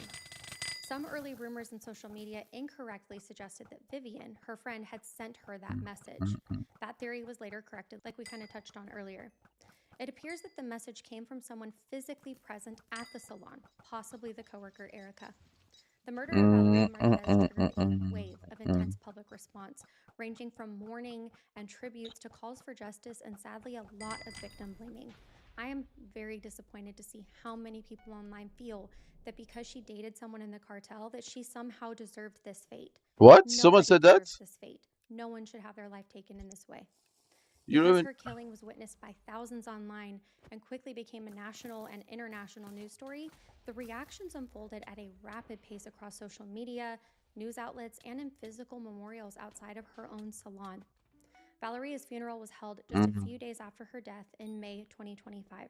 A mass was held in where her family, close friends, and members of the local beauty and influencer communities could come together to say goodbye. News outlets covered the service, publishing photographs of mourners, floral arrangements, and Valeria's white casket, which was topped with more white roses. Many attendees wore white or light-colored clothing as a sign of respect and peace. Ow, I just died. The funeral was held under police supervision, likely both to ensure security and to manage the presence of press and the possibility of large crowds. Heartbreakingly, just days after her funeral, reports emerged that Valeria's grave had been vandalized. What? Her followers, still grieving, discovered that the site had been disturbed, and the act of vandalism deeply upset many who had been trying so hard to honor her memory, especially her family. In response, several of her supporters decided to return to the cemetery to restore her gravesite. One young woman posted a video on TikTok from the actual location saying, quote, "She didn't deserve this. Together we left it how it should be, beautiful, full of flowers and peace," end quote. To understand the impact of Valeria Marquez's murder, it's important to view it in the broader context of gender-based violence in Mexico, particularly femicide. If you remember, we Why actually touched though? on this Why? in a Why Shayla do people Robinson kill video. females for no reason? Mexico has long struggled with violence, but the rise in femicide over the last 2 decades has been especially alarming. Mexico recorded more than 1,000 femicides in 2023 alone. What? And those are just Fucking the cases losers. officially classified that way. Thousands more women are killed under ambiguous circumstances that may not meet the legal definition but still reflect gender-based harm and could add to that number. Wow. The reasons for the crisis are complex. A high percentage of femicides in Mexico go unsolved, and estimates suggest that 90% of these cases don't even result in a conviction. In some regions, local law enforcement may be compromised by ties to organized crime, making it difficult to conduct Maybe? thorough Oh no, it investigations, is. and many women who experience threats or violence don't report it, often because they don't believe that the system can help them, and they're afraid of retaliation. The CJNG cartel has been linked to acts of gender violence in the past across Losers. Mexico. Losers, Cartel bro. members have been accused Hope of they all using die. women for extortion, trafficking, Hope and they all even die. I don't care, punishment bro. killings tied to personal vendettas. In that context, Valeria's case doesn't just reflect an isolated act of violence. It symbolizes how femicide Losers, bro. intersects with organized crime, culture, and systemic failures. One of the most discussed aspects of Valeria Marquez's case in the media, particularly on social media, was the connection between her public image Damn, and she's what so many have beautiful too, referred to man. as the narco aesthetic. This term refers to a visual culture that glamorizes or borrows the world of organized crime, particularly drug cartels, through clothing, beauty, music, and social media presentations. In Mexico and other parts of Latin America, this aesthetic includes specifics like designer clothing, cosmetic enhancements, luxury accessories, She's beautiful, flashy man. vehicles, romantic connections to men in She power, just tried living her and life. certain attitudes shared online. It's While the look is just not so inherently stupid. criminal, it has become controversial in the places that suffer from the cartel. This For is why many, it if you ever, symbolizes success, status, and power. For others, it's if you do associated any with sort of violence, crime exploitation, and inequality. Valeria, that like hurts many another influencers, person's often presented property, herself with a carefully in my curated opinion, image. or She wore obviously stylish take the outfits, life of posted someone, luxury beauty I don't products, care, bro. You and deserve posted life. I highly don't care. produced videos that showcased her work as a cosmetologist and model. In one video that resurfaced after her death, I can't she stand appeared people in who a steal music stuff, video bro. in a genre I really known for its can't. connections to the cartel. I Some don't care if you observers steal stuff pointed from to a this store, as but the if you clear steal stuff evidence from of a her supposed private connections people, to the criminal circles, while others saw then it yeah, bro, as you're just another job disgusting. in entertainment. You're absolutely In Valeria's disgusting. case, this dynamic created confusion, Imagine speculation, working and hard for your sometimes shit and judgment. then some Was she fucking simply a idiot young comes woman and steals embracing it for no popular reason, fashion and just building a because he can't brand, work himself or was she like a involved with fucking bum, powerful and dangerous people behind like the a fucking scenes? loser. The truth may be more complicated than that, though. Many of the Imagine. elements attributed to Valeria's Oh, narco bro, image I could just hate as easily describe people who dozens of steal beauty property from influencers with no others. criminal ties. The fact that her ex-partner If you're gonna was steal later something, at least identified go to like as a a bank or cartel something. figure complicates this case, but it should not become the sole lens through which her life And will if you're gonna best be steal something, understood. at least make it As of do it to mid-2025, her someone case remains that's done something unsolved. bad to you. No suspects have been arrested. Don't do it to Authorities have innocent promised civilians. progress and international attention, particularly from the U.S. government, because they have put pressure on investigators. But as her family, followers, and activists also know too well, promises don't always translate into justice.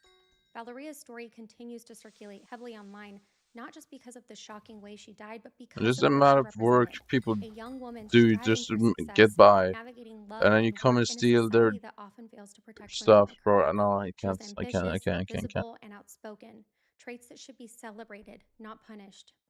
Valeria's case raises a powerful question that remains unanswered for so many women in Mexico.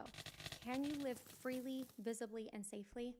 Valeria chose to live visibly and freely, and it cost her everything. What happens next, whether arrests are made, whether policies shift, whether society changes, will determine whether her death becomes just another statistic or a turning point. I pray that she's resting peacefully and that her family Sadly, finds another comfort statistic. during this painful and difficult time. And I will definitely keep you guys updated as Sad the to say, case but continues it to is the unfold. case. Thank you so much for spending time with me today. I am so grateful for each and every one of you, and I truly hope you know that. Don't forget to drop me a blue butterfly in the chat as our secret handshake, and please stay safe and take extra great care of yourselves this week. Nurse's orders. I'll see you next time. Bye. Bye. A woman called 911 in the middle of the night, terrified that someone was outside of her home lurking. She needed help, waited for the deputies to arrive, and then opened the door to let them in. But inside her own kitchen, Oh, I things remember took a this. deadly turn. How? This Why was did so the stupid. situation escalate so quickly? And what exactly happened in those final moments? Today we're going to walk through the full story of Sonia Massey, from her family history and the events leading up to that night, to the moment that the shooting occurred, and the findings that would later become central to this case. By the end of this video, you'll understand exactly what happened inside that kitchen and why this case has sparked outrage across the entire country.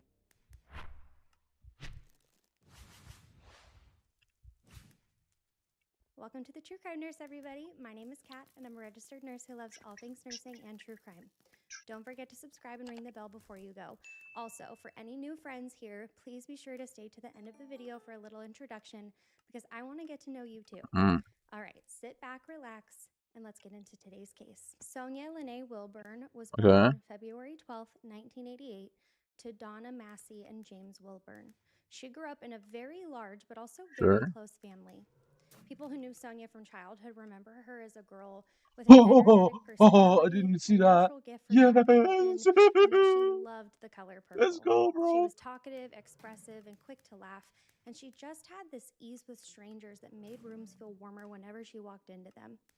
Religion was also a very important part of her upbringing, and not in a performative or preachy way either. She was deeply faithful, and she lived her life in a way that actually reflected that. She attended 2nd Timothy Baptist Church in Springfield, and she wove her faith into her everyday conversations all the time. Remember that as we move throughout today's case. Her family relocated to Springfield, Holy Illinois, which Scheiße. is about 200 miles southwest of Chicago. And Springfield is not a large city with a population of only about 115,000 people. This city also has some deep wounds because in August of 1908, a race riot erupted there when white mobs were terrorizing black residents, destroying property, and they murdered 2 black men. I promise that I'm bringing this up for good reason, though, and it does tie into today's story, but this was a catastrophe so alarming that it led to the creation of the NAACP. Hold on. One of the victims of the 1908 riot We're was actually a man getting some named loot today, William though. Donegan, and he was an elderly black man that was killed near his own home. According to Sonia Everyone Massey's needs to get family, home from William work, though. Donegan was her ancestor. She was the direct descendant of a man killed by a mob in Springfield more than a century before her Sure. death. Who cares? Another haunting point that I want to make before we get too far into today's story is that when Sonia was transported after being shot, she was taken to St. John's Hospital in Springfield, which is the very same hospital where William Donegan was brought in 1908. As she grew older, Sonia got married and took the last name Massey, but her marriage eventually ended. She decided to keep the name because it was tied to her identity as a mom and with her church community, because people had always known her as Sonia Massey for many, many years.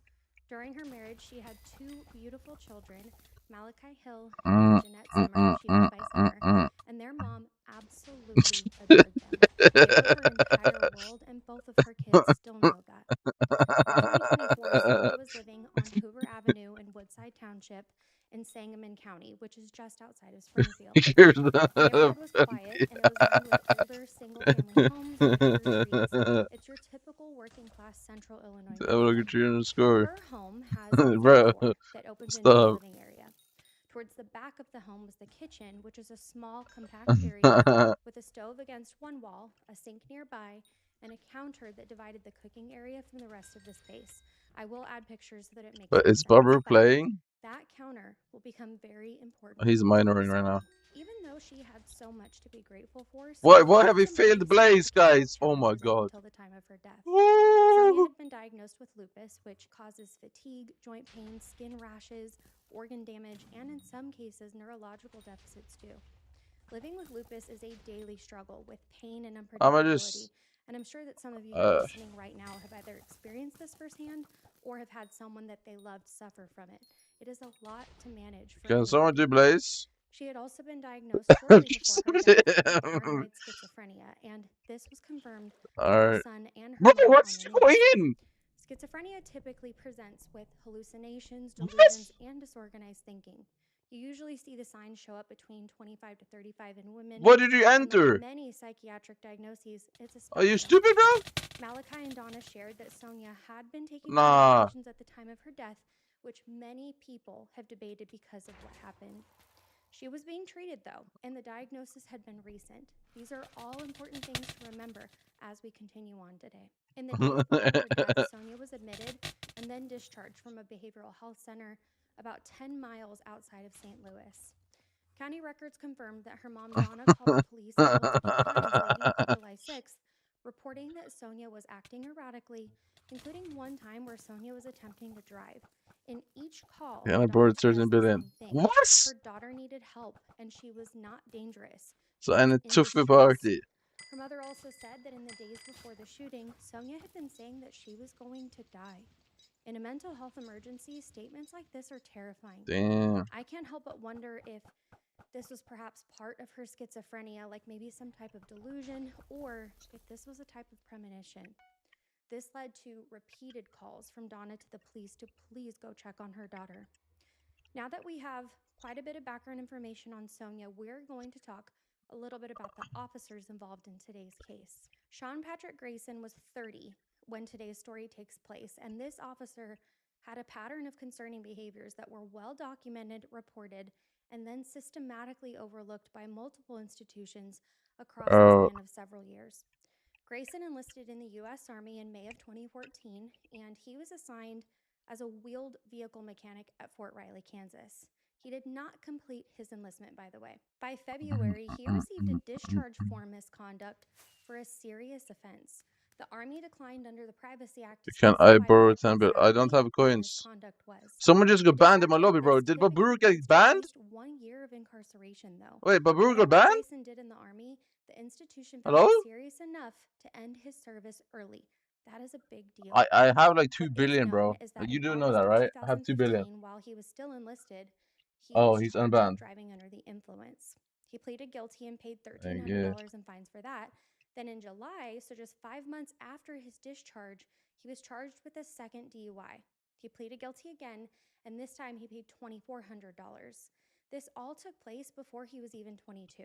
2 DUI convictions. Yo, another and ban? a Yo, what's military happening, discharge boys? for serious Yo, what's going on here? Sean Grayson then Yo! began his civilian law Is this a band enforcement lobby? career in August of Yo, 2020 with a part-time What's position happening? at the Pawnee Police Department. Another This band, was bro? a small department in a small Illinois town.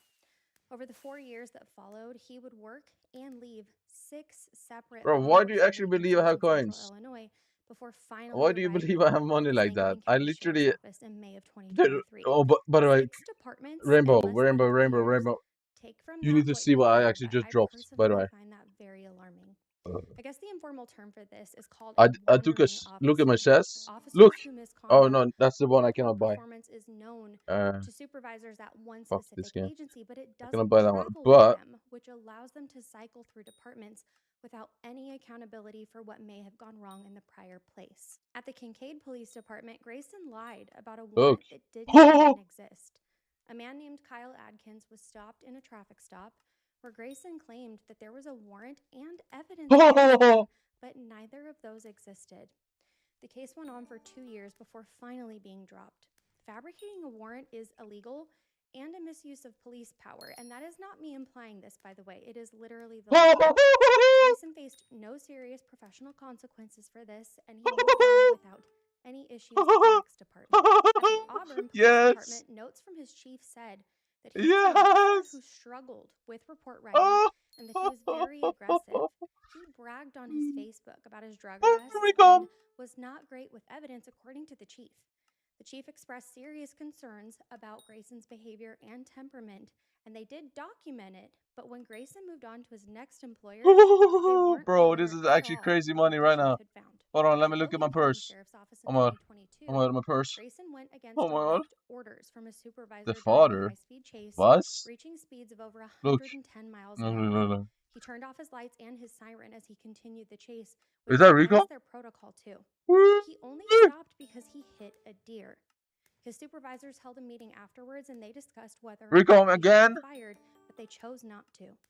And they also Rico didn't report again? this incident to the Illinois Law Enforcement Training Standards Board, which, if they had, then it would have created an official record Oh that my god. future employers could have seen. That was a major error. Sean Grayson was then Rico hired by the again? Sangamon County Sheriff's Office in May of 2023, Rico just again? 14 months before Sonia Massey was killed. Sheriff Jack Campbell conducted a background check on him, and he saw that he had 2 DUI convictions and the Army discharge. He still hired him anyway. Wait, I our also Jimmy found out that Rico he is had actually stage OP. 3 What the cancer fuck? at this time, which will come up again later. And when I say he, I mean Grayson. Because of Donna's repeated calls to the police on July 5th, the day before her murder, body camera footage shows that just hours before the incident, Sonia Massey had a peaceful, separate interaction with law enforcement. This was just hours before she was killed. Officers checked on her earlier that same night, and in that video, she was totally herself. Oh man, I She cannot seemed believe this. calm, present, and she was even cracking jokes with the police officers. She cooperated with them and had zero hostility while they were there with her. That footage is important, and it matters for 2 reasons. First, it shows us that Sonia was capable of calm, cooperative interactions with the law enforcement, even I'm if she dropping was the dad. struggling with her mental health at the time. Shadow And Furry. second, it shows that the night of July 5th, There's no was Shadow a Furries on calm Auction night. House? Shortly before 1 Okay. a.m. on July 6th, 2024, Well, Sonia Massey dialed shit. 911, so this wasn't her mom calling in a wellness check this time. She reported that she believed a prowler was outside of her home on Hoover Avenue. She was terrified and she needed help. Calls like this are very common to the police. The call was dispatched to the Sangamon County Sheriff's Office, Ugh. and deputies Sean Grayson and Dawson Farley were assigned to respond. Farley was sent as backup, which is normal for an overnight call involving a possible intruder or even just suspicious activity in general, because it could turn into a dangerous Okay, call. so They arrived look. at Hoover Avenue not long after that How much is initial Shadow call was Assassin boots? placed by Shadow Sonia. The Assassin. deputies checked outside of the property before they approached Okay, the door. okay, that's not bad. Using That's not their bad. flashlights, they walked around the yard and the surrounding areas, but they didn't find anyone hiding near the house or anyone attempting Is to that a break in. natural The glitch? perimeter was Hold on. cleared by them both. There Isn't that a was natural no glitch? prowler, no sign of forced entry, or anything else that G6 seemed for off. that price? During the outside search, though, the deputies did notice that there was a black SUV parked in her driveway. They didn't know if the vehicle maybe belonged to Sonia or someone that she knew, and an unidentified vehicle could mean that someone was there that shouldn't be. Deputy Farley stepped away briefly just to read the Yo, look license at plate for that. dispatch, but in that short period of time that Farley was doing that, Grayson remained near the doorway alone, and this is when the Okay, interaction well, how much with is the Sonia furries began. worth? Several Shadow moments Furry. passed before the door opened. Sonia opened it and she was holding her phone, but she seemed calm. The deputies explained that they had searched the entire outside of the property and they found nothing suspicious.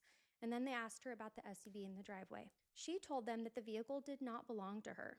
That led to even more questions because an unregistered vehicle was at her residence and she didn't know who the owner of the car Okay. was. So this could mean So I have that 700 somebody million else purse might right be now. in the area that shouldn't be.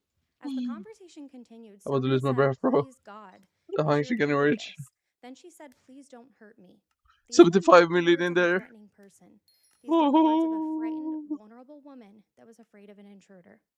Grayson reassured her and said, "I wouldn't hurt you." Hey, Then look the at my purse, deputies look at my entered purse, her look at my home, purse. stepping Look at my inside to purse, look at my continue the conversation, purse. and they also needed to make sure that she was safe in her home as well.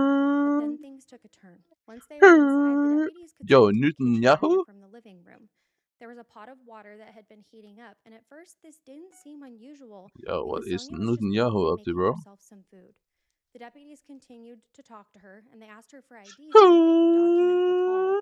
And she went to go look for it as the deputies stood inside of Yeah, her house. there's no way At M6 is some not point, better than Deputy M5 Grayson noticed the for pot, coins. and he asked that she could I'm turn it sorry, off bro, but or move it. if He felt unless concerned I'm about a super fire lucky, hazard I mean while they M6 were is just inside the making home, way more money. but instead of Farley going and moving it, Sonia just got up and walked to the stove. She picked up the pot, and body camera footage shows her briefly teasing Grayson for backing away from the steam. The vibe quickly shifted after that joke, and Sonia Massey lifted the pot from the stove and spoke Tomorrow I words will hit zero that purse. changed everything. Tomorrow I will hit She zero said, purse. "I rebuke Yes. you in the name of Jesus." She said it twice. Her voice was even, and it was not a scream or a command. Deputy Grayson reacted quickly. His voice became loud and aggressive within seconds.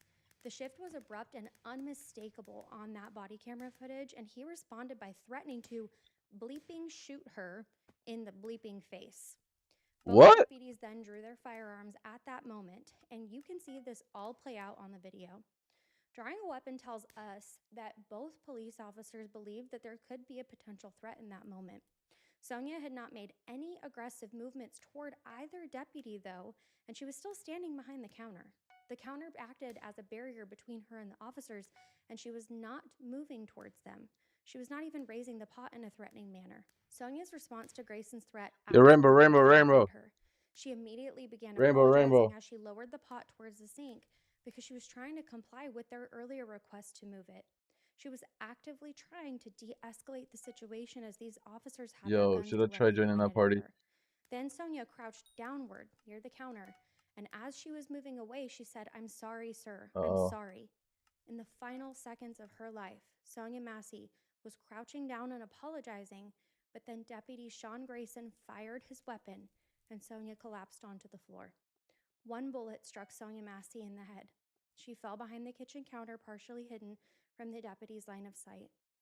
The body camera footage captured every second of that moment. I do not recommend that you look it up, but I do remember seeing this video in full when this happened, and it was incredibly difficult to watch. At 1:21 that morning, deputies said over the radio that shots had been fired and a female had been struck. This prompts dispatch to send emergency services. As Deputy Farley moved towards Yeah, Sonia's so motionless body, he it reached really for some does dish look towels like to apply pressure to her head wound. Grayson looked at him and said, "She's done. You can go get it, but that's a headshot." When he said go get it, he was referring to their medical kit in the car. yeah, He so didn't yeah, attempt RNG CPR meter and or Recom is render actually any just aid really good. aside from Farley Like, applying no pressure denying with a that. towel. Also, the nurse and me cringed at that moment because Grayson told him he could go get it when Farley was the one on the ground doing the only thing that he could in that moment to try to save her life. Grayson kept his firearm pointed toward the area where Sonia had fallen for a few seconds, and then he changed his mind and went to go get his own medical kit. Farley said that he had the situation under control and that he didn't need any additional medical supplies, but Grayson threw the kit on the floor. Then he said, quote, "I'm not even going to waste my med stuff then," unquote. He also referred to Sonia in the moments right after shooting her What? as crazy. Now, I'm no expert in police behavioral analysis, but this isn't exactly screaming remorse, guilt, or shock about the shooting, if you ask me. Emergency services arrived, and Sonia Massey was transported Well, yeah, I made a lot of money. St. Did John's you not Hospital see? in Springfield, the very same hospital where her ancestor, William Donegan, Did had you been not taken see, you after their wedding dumbass? in 1908. Sonia Massey was pronounced dead at 1:47 that morning at only 36 years old. She'd called for help, and she'd been killed by the man who answered that call.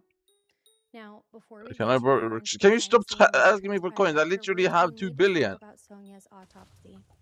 This was conducted by Dr. Nathaniel Patterson, who is a forensic pathologist at the Sangamon County Coroner's Office right after her passing on July 6th. Now, we typically see a much longer wait period. I'm sure you've noticed this before, but because this was a police shooting, they acted quickly. The results were released publicly 20 days later. Sonia's clothing was saved as Why? evidence, and the external exam showed that she only weighed Is there a lot of 103 items? pounds. She was a petite woman in both weight, and in stature, and the most significant visible trauma was to her head. Wait, so The pathologist how is it? carefully measured, How is this documented, and took pictures of each borrowing 10 bill? The gunshot If entered Sonia Massey's body just beneath her left eye in the periorbital are you region. buying the To pink understand skin? why this location matters, both Really? forensically and clinically, I think it'll help Buying us the to pink walk sheep? through the anatomy of this area a little bit. The periorbital area is a highly dense You place want the in the black face. guy? Directly behind it sits the Is it orb, like 14 or bill the or bony what? socket that houses the eyeball and its surrounding structures.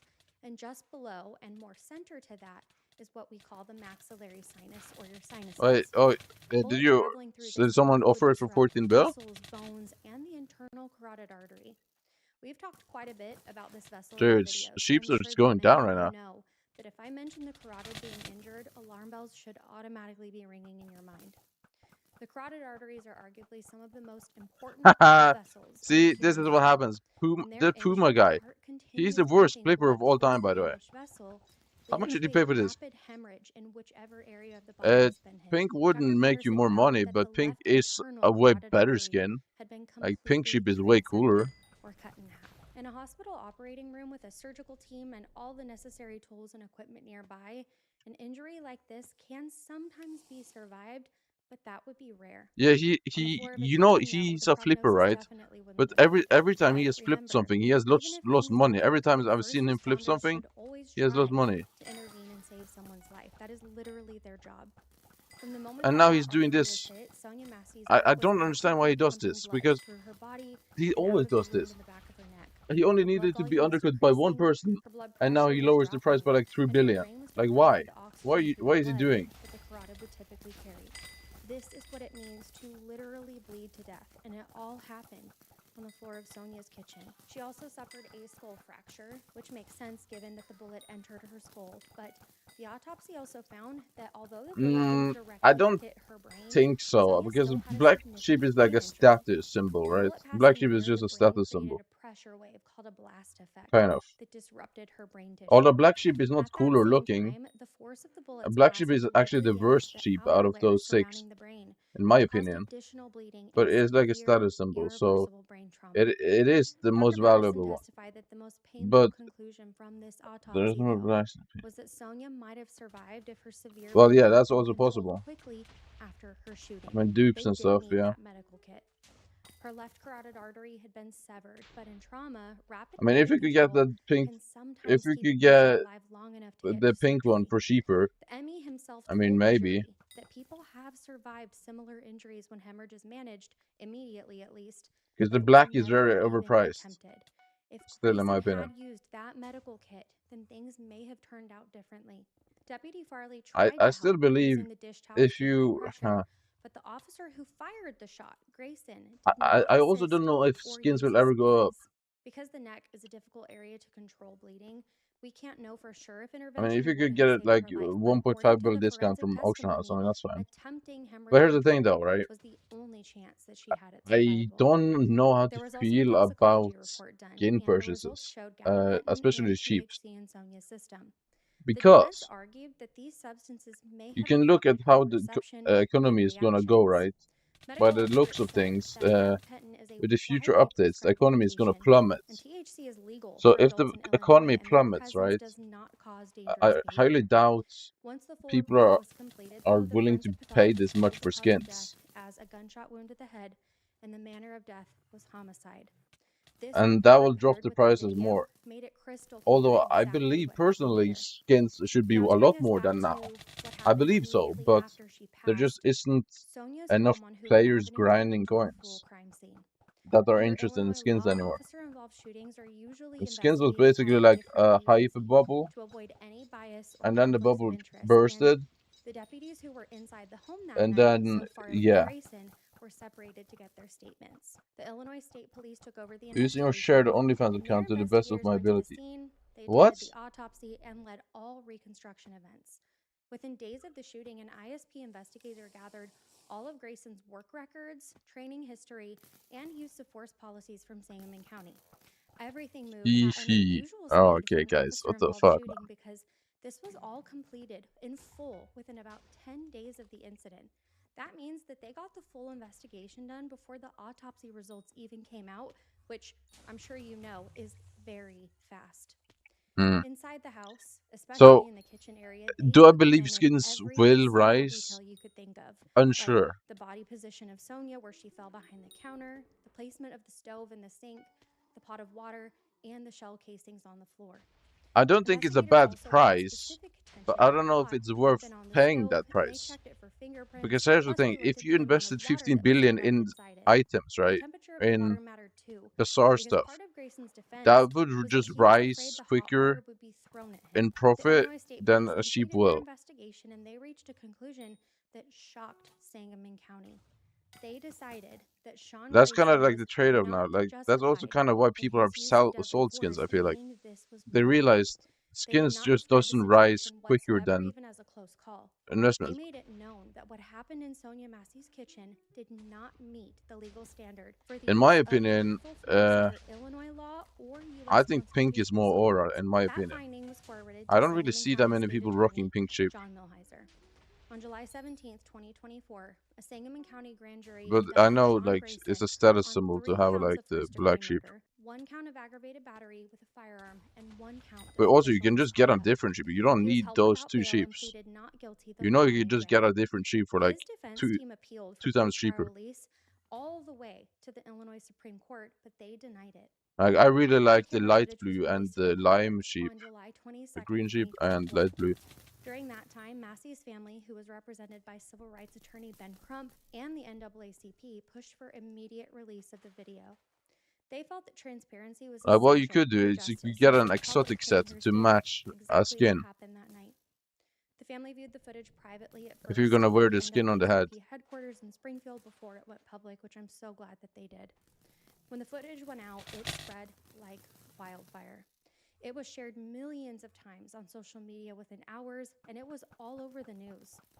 Protesters gathered in Or you could just use Springfield, dice, I don't know. Chicago, New York, Hartford, and Atlanta, and the footage was disturbing because it showed exactly what happened. You could see everything in real time with audio and everything. Make some that took stupid place armor from the set, moment that they arrived Hypermax, to the or moment you that don't even have Sonia the was Hypermax, but dying. with some Grayson cool was die fired from combo, the Sangamon County and Sheriff's then Office you can shortly put after the the sheep footage went skin on the public. head. And Sheriff Campbell's termination announcement was that Grayson did not Like, have to generally, train black sheep or is in the worst out of accordance the with 6 their sheeps if you're going standards. for This was the same looks, right? sheriff that was aware of his past when he hired him.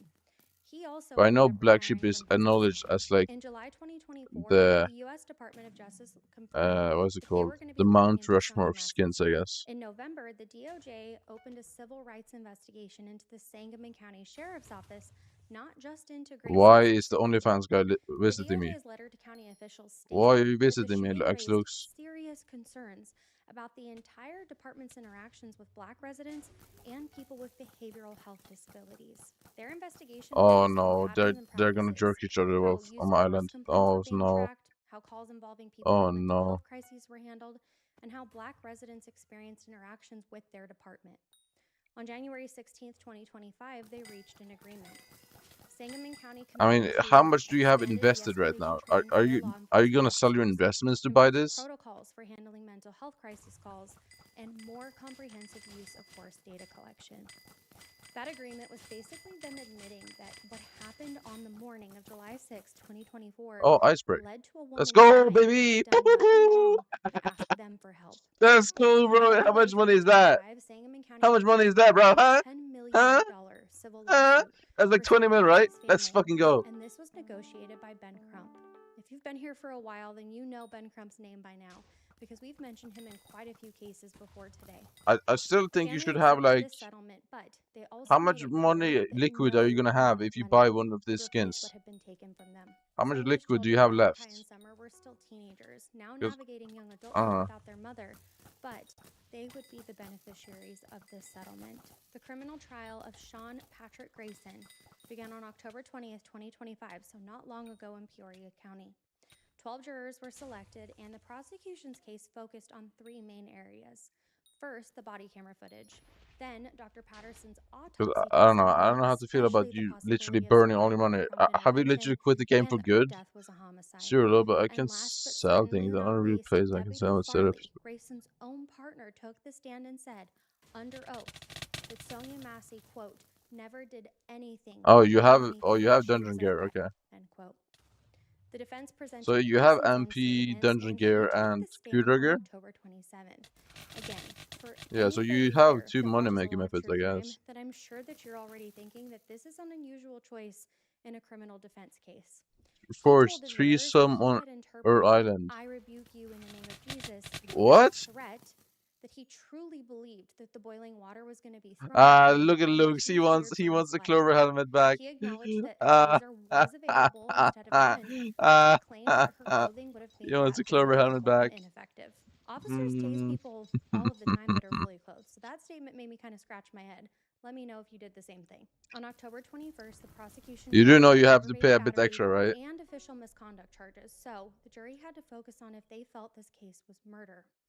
The jury viewed the body camera footage unblurred, and the impact in that courtroom was described by the reporters as visceral.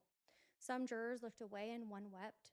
Members of the Massey family had to excuse themselves at different points because they were struggling to watch. What? And Why are that you guys breaks my shitting on heart. my islands? Not to get on a How? soapbox, but I cannot imagine What how the fuck is painful it has this? to be to What's happening initially here? see their loved ones murdered on tape, then have to hear about it and see What it is over this? and over again through a drawn-out court process. It is just Why are you so guys hating? devastating and re-traumatizing. The jury returned its verdict on October 29th of that same year, which was guilty of second-degree murder, not first-degree. The jury accepted Grayson's argument that he had genuinely believed he was in danger. The Massey family was devastated by this lesser charge. The state attorney stood before the court and asked for the max sentence So available where is the under Illinois threesome? law for second-degree murder, which is 20 years, followed by 2 years of mandatory Okay, 4 supervised billion, release. 150 He million, said right? if the max were more, we would be Let me asking see. for more. The defense asked for 6 years because Grayson's cancer had progressed to stage 4. So his You need to attorney add 50 argued mil, that buddy. incarceration would compromise his access to treatment and potentially lead to a quicker death. Let me know your thoughts Why on do you that. guys Grayson have addressed the court afterwards, both the and he same said, helmet on? quote, "I made What's a lot happening of here? mistakes that night. There were What the points fuck when I is should have this? acted and I didn't. I froze. She didn't deserve to be yelled and cussed What at is this? and called names," end quote. And he said he was sorry.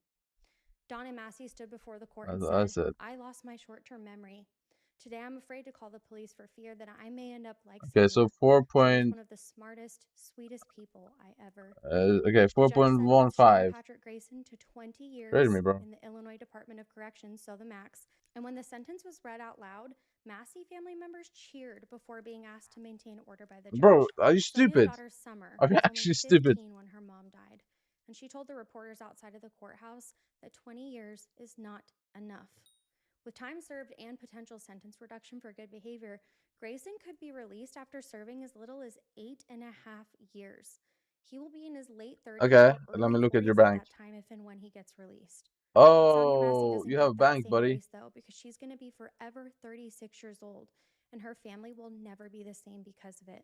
In May of 2025, the Illinois House of Representatives passed You House can Bill meet halfway. 1993, which is known 4.125. as Sonia Massey Bill. The legislation requires potential law enforcement to authorize the release of personal background records to hiring agencies, including job performance reports, use of force incidents, and non-public settlement agreements. It is the first of its kind in the Really? entire nation. The governor signed it surrounded by the members of the Massey family, saying that Sonia's spirit guided them to action. The timing was powerful too, because it was near the 117th What the fuck is anniversary that? of the Springfield race riot that led to the foundation of the NAACP. Sonia Massey's funeral was held on Friday, July 19, 2024, 13 days after her death, and she was buried at the Oak Hill Cemetery. 4 million. You Hundreds of should take people that for 1 attended, million. including Bro, family, friends, that is not community good. members, activists, and elected officials. The hall was jam-packed, and the service was beautiful. Sonia Massey said in the final moments of her life, "I rebuke you in the name of Jesus." She was speaking to what she felt was darkness, and she was claiming the only authority that she had left, which was calling upon God for protection. Sonia deserved to live a full life. She deserved to grow old and watch her children grow. She deserved more years. Oh, I'm actually getting close to 1 billion purse. Surprises her son with a car that she was saving for so I'm getting long, close to 1 billion purse without right now. anyone even asking her to. Wait, didn't She something deserved on more auction of house it. sell? I hope and pray that she is It resting did. peacefully and that her children have found some sense of comfort Let's despite fucking go, bro. that they have been through. Thank you so much for spending time with me today. Hello to all the new faces here, and if you've made it this far into the video, and if you're new, please take a second to introduce yourself in the comments. Also, I'm sure that you've heard it before, but we do have a blue butterfly secret handshake here. So let me explain that a little bit to you and just kind of tell you a little bit about myself. The butterfly is a very special symbol to me because I am a thyroid cancer survivor, and the butterfly is the symbol for that. Oh. You can probably see my scar hidden behind the microphone if you look closely. Also, my nickname given by my grandfather in Greek translates to oh my god. My husband is my favorite human, and I couldn't do this without him. And we're expecting our first baby, which is very exciting. Don't worry though, our weekly schedule will not be changing. Jesus, leave. Diversity and inclusion around here is incredibly important to me, at least. So you will see a mixture of cases that I choose and cases that you recommend as well. I am a full-time working registered nurse. It's my calling, but true crime is where my heart is at too. It feels full circle to be able to advocate for people through nursing that are both here or have passed. So in a way, it feels like we can advocate for victims by sharing. Wait, he's lowering black even more? About me.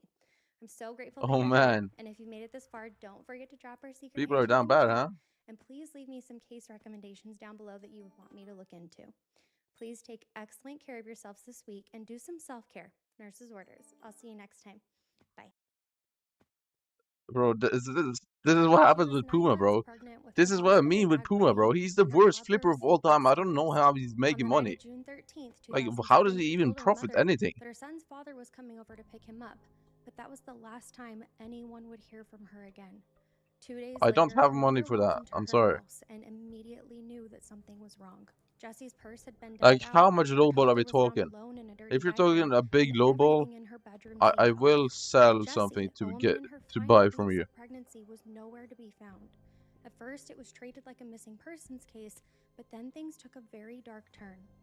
This is the murder of Jessie Marie Davis, a pregnant mother who was killed inside of her own home by someone that she should have been able to trust. By the end of this video, you'll understand how a case with no Like, I clear need a cause of death significant amount of still profit because ended I don't in a really want to homicide spend my plot. coins, to be Why honest, the most important evidence to wasn't what was resell visible, items, but what was but missing.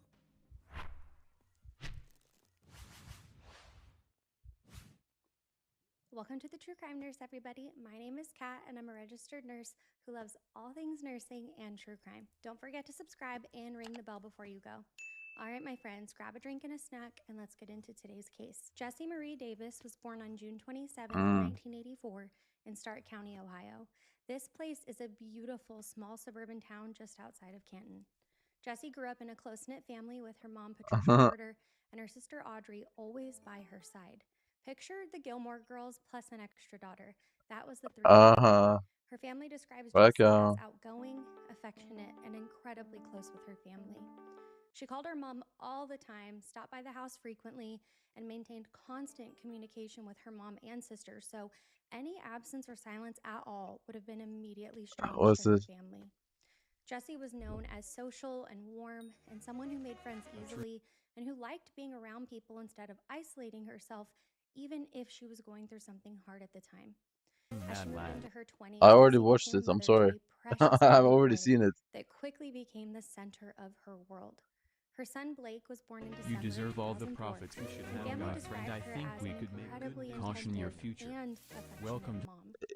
As any good mom would, Isn't though, this she structured her entire daily routine around taking care of him. Jessie worked at Allstate Insurance in Hudson. Isn't that just the one with God potions? God splashes?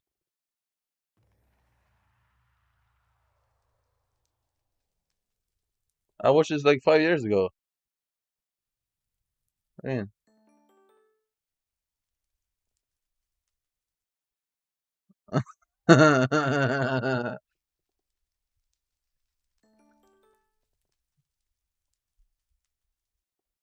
What do you mean that was me? Huh?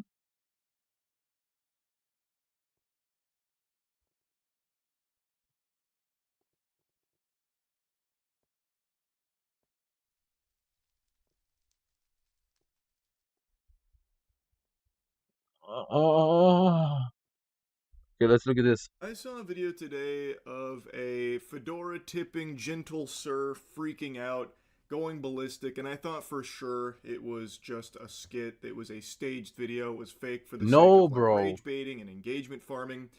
But now I've seen that same video being picked up by actual journalists. Or didn't like Babur pay actual 4 billion outlets. for this and we were So crowning maybe him, or it's 3 real. billion? I just find it How much hard did to he believe pay? that this is legitimate because everything about it is too perfect. This guy is wearing a Demon Slayer shirt with a pseudo trench coat and calling himself the name of a fictional character who is known for being in a trench coat, and he just actually looks like the quintessential Give him Discord mod, I need to moderate chat. Hello? Hi there, can you open this door, please? For what? I just want to make sure that everything's okay. Who is this guy? Why is he wearing it? Bro. I don't know, I just figured I'd check on something. This saint was just in the neighborhood making sure that there was no ne'er-do-wells up to Bro, no good. He has just finished his training with the katana. He often studies the blade, and he thought he would just kindly pay you a visit just to make sure everything's all right over there. He is a master of cringe breathing, and this guy is a force to be reckoned with. So if there was any trouble, he could just slay him on the spot. I don't know what you guys are gonna do This with mod. fucking I don't guy's really like a mystical care about cryptid. mods. He's like Santa I just Claus, modded but the for people who was the Redditors. most If Santa active, Claus but knows who's my been naughty mods or are nice, no this longer guy active knows in my who's chat. got too low of karma, and he pays I don't them know a what visit, happened to but my instead mods. of wiggling his big ass down their chimney, he just knocks on their front door and then blows a fucking gasket. I don't know what you want, man. Get out of my house. Where's your daughter, man? Where's your daughter, You man? fucking idiot. Where's your daughter? Who's in there with you? Bro. I can't believe the door didn't just explode. He should have deatomized that bitch. This is a very strong he advertisement kicked the door for a and door. fell Must be like an back, bro. adamantium core He in fell there, because back, I don't you know how fucking it idiot. withstood the power of this man's kicks. You fucking Granted, idiot. he was nerfed. He was wearing flip-flops, so he couldn't really You get the fucking oomph, idiot. the elbow grease that I did, usually bro. would get there. But this is a superhuman we're dealing with. I It did. was so powerful it almost sent him tumbling backwards.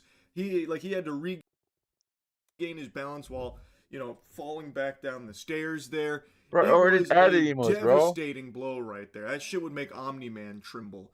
And then he starts asking where his daughter is.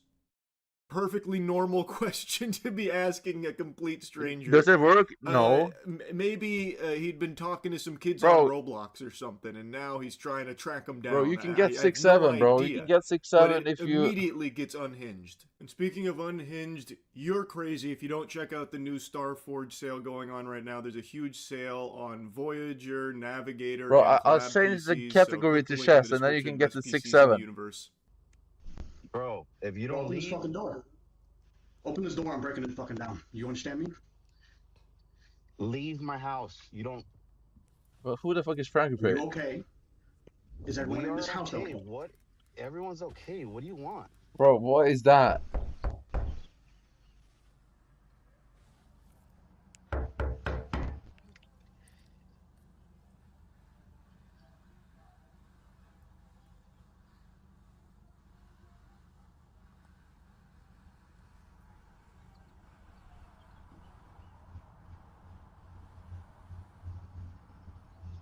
It's hard to tell because of the quality on the Ring doorbell, but he's actually activating his Sharingan right now. It's about to get serious. They're in a standoff right now, and he is subtly powering up because it's looking like it's going to be a scrap. And trust me, I know a warrior when I see one. This Yeah, okay, guy so I'm fucks. banned Like, from Frankie This Perry, is so never not mind. someone you want to be taking lightly here. His body Bro, is there was a a guy in my weapon chat of yesterday. mass He was gifting destruction. ranks because he got the He looks 6-7 like badge. if And now he someone has wished 6-7. Millhouse was real. And I don't understand. Yeah, look, bro, everyone is Can streaming. you Look, leave my house, please? look, bro, everyone is streaming on chess right now. You have nothing to do with my house. Can you leave my house? Everyone is on chess right now because of the emote. I don't know who you are. You don't belong in this neighborhood. That's for Folk sure. Jam 6-7 is here. Yeah, I live there. I don't know you. Folk Jam. My name is Harry Dresden, motherfucker. Open the door. This is my neighborhood. Open the fucking door. Yeah, that's the thing I mentioned at the start. He calls himself But it's Harry some Dresden, 6-7 shit. which Wait, is I a have fictional 5 character subs? from something called the Ow. Dresden Files. He's a professional From where, wizard bro? who solves supernatural crime. This is what I'm saying. Like, Wait, I from find where? it so hard to believe that this is real. Like, he's the one that just offers that up out of nowhere. It feels like they were trying to really dial up, like, the amount of cringe. So now he's trying to pretend that he's a professional. Yeah, so how do I do wizard this? and Frankie Perry is investigator home. and that this is his neighborhood. You're on the player. property of Harry Dresden. You're breathing my air, Buster, so you Yeah. better open this door. I gotta go in there and check. Where's your Click on the daughter at, frame huh? button. Where's she at? Orange. And then, like, throwing I these, managed to like, then pop puny up. kicks Click on and the stuff. add-ons And button. now he's about to get a lot more wild about it. Like, to me, it just feels fake. Like, it feels like this is all staged. Everything about it is just too perfectly embarrassing and, like, shameful. This guy is what you picture when you think of Reddit mod. Like, hey, I saw that your comment got down-duded a lot. I've decided to ban you for the sake of the r/defending AI art community. To get out of here. That kind of thing.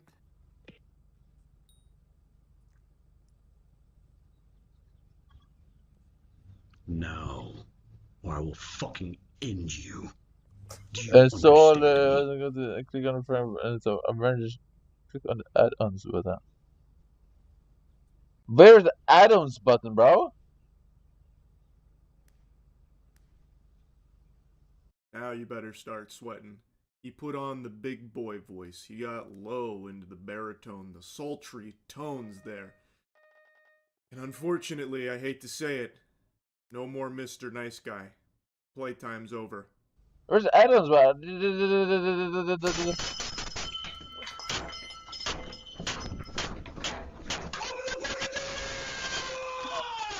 Look,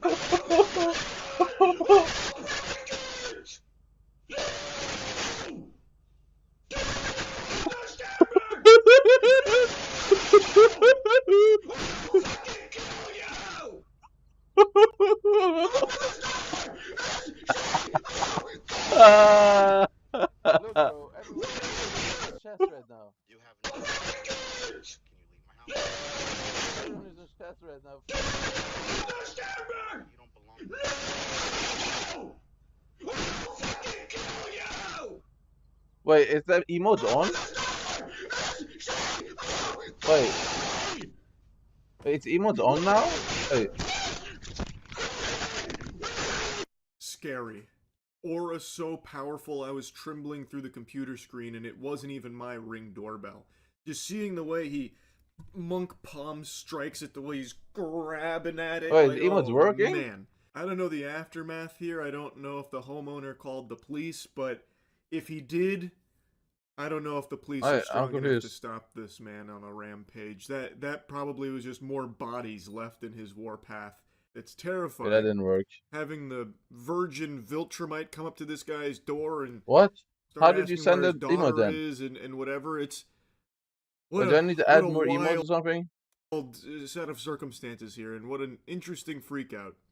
Like I said, I still am not convinced this is real. Everything about it is too perfect to showcase a loser, like a pathetic, unhinged loser. And like I feel like this guy had to be in on it for the sake of engagement farming. Like I feel like he was typecast to play this character in this video. I don't know. I still just have a hard time none of this work? buying into the authenticity of this. But who knows? Maybe it is No, it doesn't completely work. real. Either way, wanted to yap about what? it. I thought it was gonna work. That's about it. So yeah. There are certain subjects I make a lot of content covering. There are just a handful of topics that always wiggle their way underneath my skin and grease my cheeks, and I can't fight the urge to yap about them, like a dog chasing a mailman just going around barking at it. And one of them, one of the biggest, is people using Christianity as a means to exploit and abuse others. Corrupt pastors that are using the faith as a tool for their own self-gain and self-interest. I find it to be vile, evil, and unforgivable. So over the years, I've made tons of videos covering these instances. And just a couple days ago, I made that video going over Robert Morris. This demon was the former spiritual advisor to Donald Trump. He was also a Texas megachurch turbo pastor who recently pled guilty to molesting a 12-year-old girl numerous times. And he only got 6 months in jail for this. He is now out of jail and will be serving the next 9.5 years on probation in his luxury property. Now, maybe you can call me short and ugly, but I gotta tell you, I'll be honest with you, sports fans, that doesn't sound like justice to me. That doesn't sound like punishment that fits the crime of molesting a 12-year-old girl numerous times. I feel like that should have been life in prison. But he got 6 months. I already blabbered about that out the wazoo, and I'm not here to just click do on it the again. friend button. I wanted I to do managed something to a little then different, click because on the Robert add-on Morris was button. Trump's former spiritual advisor. I want to show you his current spiritual advisor, because I truly think this administration Is it is this? normalizing Oh, an it was epidemic this one. of fake Christians that are just using the faith as a tool for their own enrichment. I believe it is Okay, enable- full-blown, fucking full frontal, dangling right in your face, obvious blasphemy. It's not subtle, it's unapologetic. I mean, Jiminy Christmas, Trump was hawking and is still actively hawking Trump Bibles. Expensive Bibles for like 60 clams with Trump's name on them and numerous variants of it. They range in price from $60 up to $1,000, and also a little fun tiddlywink of lore here. They're printed in China. So they're made for less than $3 per Bible, yet he jacks the price up to $60 for the lowest plebeian edition of his Bible. But it goes all the way up to $1,000 for the one that has Trump's signature on the inside cover. Like, I just don't know how that's defensible from any real Christians. That is just completely unacceptable. These frauds worship Trump more than God. It's like textbook idolatry with the way they talk about and discuss Trump. Like, Nicki Minaj is a great example. She's a wonderful case study for this. She spent a significant amount of time squatting on top of the orb of confusion and debasing herself publicly, slurping for this administration, and eventually got in their good graces and received a Donald Trump signed Holy Bible, calling it one of the most meaningful gifts she's ever received. Which is ridiculous, because Nicki Minaj has been very vocal about her faith in recent time. And I feel like anyone who is legitimately very proud of their faith as a Christian would receive a gift like that and be disgusted. There are some Bibles that get signed by like a pastor or someone who is genuinely in the faith and an active community member in Christianity in the local churches. That is something that I am very familiar with. That was something that I had seen when I was going to church, but they weren't sold. They were given to members of the congregation, and it was always just like, enjoy your Bible, or like, I hope I hope this resonates with you, and then signed by the pastor. This is Donald Trump planting his fucking name on top of the Holy Bible, literally going through the word Bible with his signature, making it seem as though he's the most important part of this gift, not the Bible itself. And yet Nicki Minaj is like, oh my god, it's amazing. Nicki Minaj, by the way, whose husband is a registered sex offender, and her older brother is in the slammer serving 25 to life for sexually assaulting an 11-year-old child. Now, I'm not here just to talk about the Trump Bible. Like I said, I want to focus on his current spiritual advisor, Paula White, because I think she is the perfect example of this phenomenon and is serving to normalize this practice. Wherever I go, God rules. When I walk on White House grounds, God walks on White House grounds. What the fuck is I have every happening? right and authority to declare the White House as holy ground because I was standing there, and where I stand is holy. To say no to President Trump would be saying no to God. And I won't do that. This is a montage that kind of blew up a few months ago. A lot of people have seen this, and it shows some of Paula White Kane's more recent highlights about how she can declare the White House as holy ground because she walked there and God walks with her. And also, she proudly proclaims that saying no to Trump would be like saying no to God, and she's never going to do that. I had the longer section saved, but now that video's taken down, so I can't show you the whole context of that statement, but from what I recall, she was talking about how Trump has basically been chosen by God, so when Trump asked her, to come aboard, saying no to Trump in that position would have been like saying no to God, which she refuses to do. That is an outrageous thing to say. That is genuinely, by all possible definitions and interpretations, blasphemous. To say that kind of statement about saying no to a man is like saying no to God, you are putting that person on this pedestal that they are equal to God. That is like a big no-no in the faith. It's fucking unhinged. And yet, nobody calls her out on that in the administration. All of these supposed Christians have no problem with her saying things like that and acting this way. It's baffling. Well, it's actually not baffling when you stop to realize that none of them actually care about Christianity. They are using it. To them, it is nothing more than a tool to be utilized to get people latched onto their bosom. Because if they can convince people that what they're doing is righteous and chosen by God, then people would be afraid to go against it, thinking that they have to fall in line, otherwise they've deviated from the path of the Lord. That's their whole tactic. That is the playbook that they're using. It is sickening. And it's working for them. It's working extremely well for them. Like just yesterday, Paula White had this to say about President Trump and his experience and how similar it is to our Lord and Savior. But the truth of it is you are here because of God and because of you. And I just wanted to share this thought and pray over President Trump. Jesus taught us so many lessons through his death, burial, and resurrection. He showed us great leadership, great transformation requires great sacrifice. And Mr. President, no one has paid the price like you have paid the price. Wait, so how do I even enable this? It almost cost you your life. You were betrayed and arrested and falsely accused. It's a familiar pattern that our Lord and Savior showed us. Hello and welcome to But All it didn't Created. end there for 7 him, TV and is it didn't proud end there for you. to your all God chats. always You can had put a them in plan. your On you the can third see day, that he I have rose, created he an emote defeated set evil, called Test. he Now, conquered I have death, created hell, and the this grave. as a test. And That's because he correct. rose, we all I've know picked that we a can few rise. emotes and I have added And them sir, here because of into his my collection. resurrection, you And then rose I up. have added Because he the was collection. victorious, If you you're were here and you victorious. say assign I to believe channel, that the Lord and I've said to assigned it tell to you my this. channel, and I will Because of save his changes. victory, Now you'll see there. You will be victorious in all you put your hand to. Comparing Trump's journey to that of Jesus Christ. Wow. Powerful stuff, Paula. You know, when you put it that way, and I really stopped to marinate and stew, giving it a lot of thought, I actually think that my life's journey is pretty similar to that of Master Chief's. Huh. Isn't that some shit? Now, I know I've mentioned this a couple times in the past when covering people like Paula.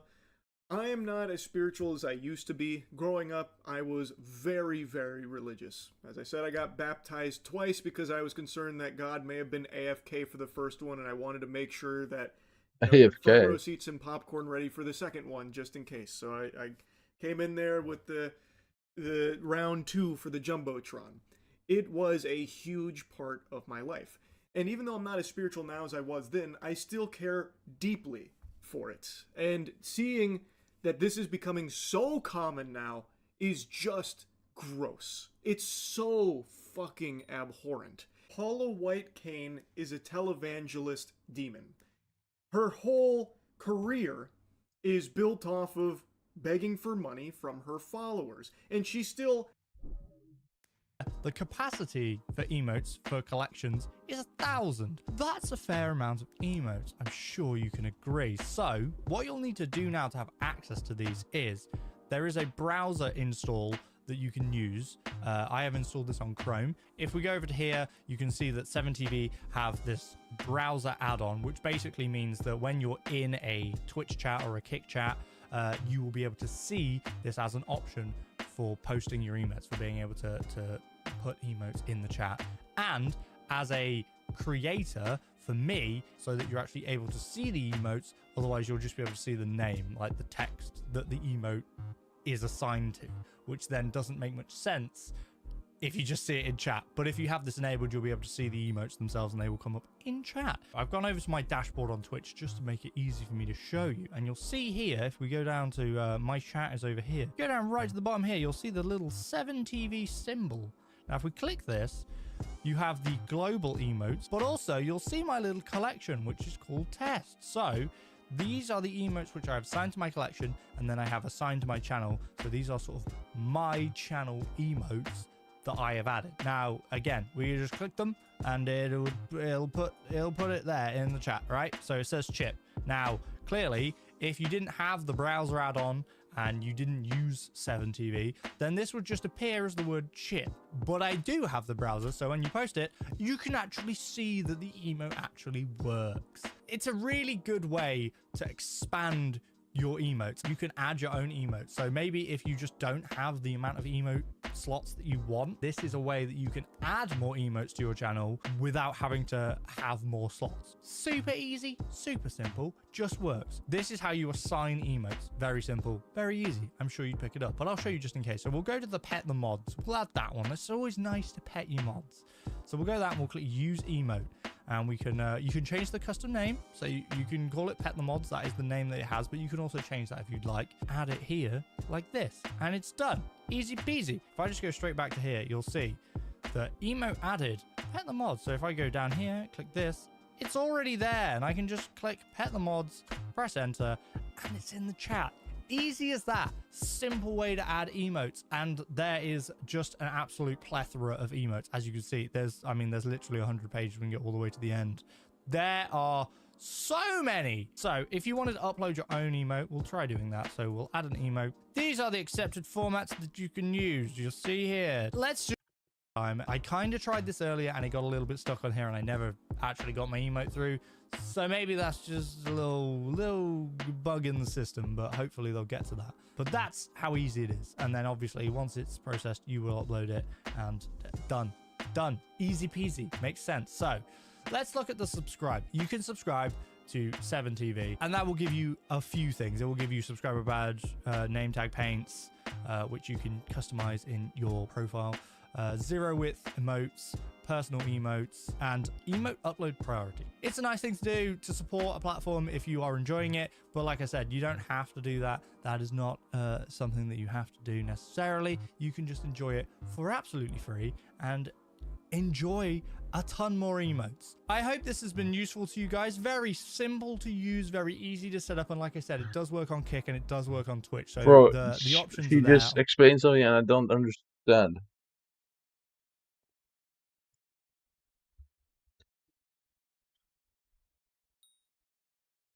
What?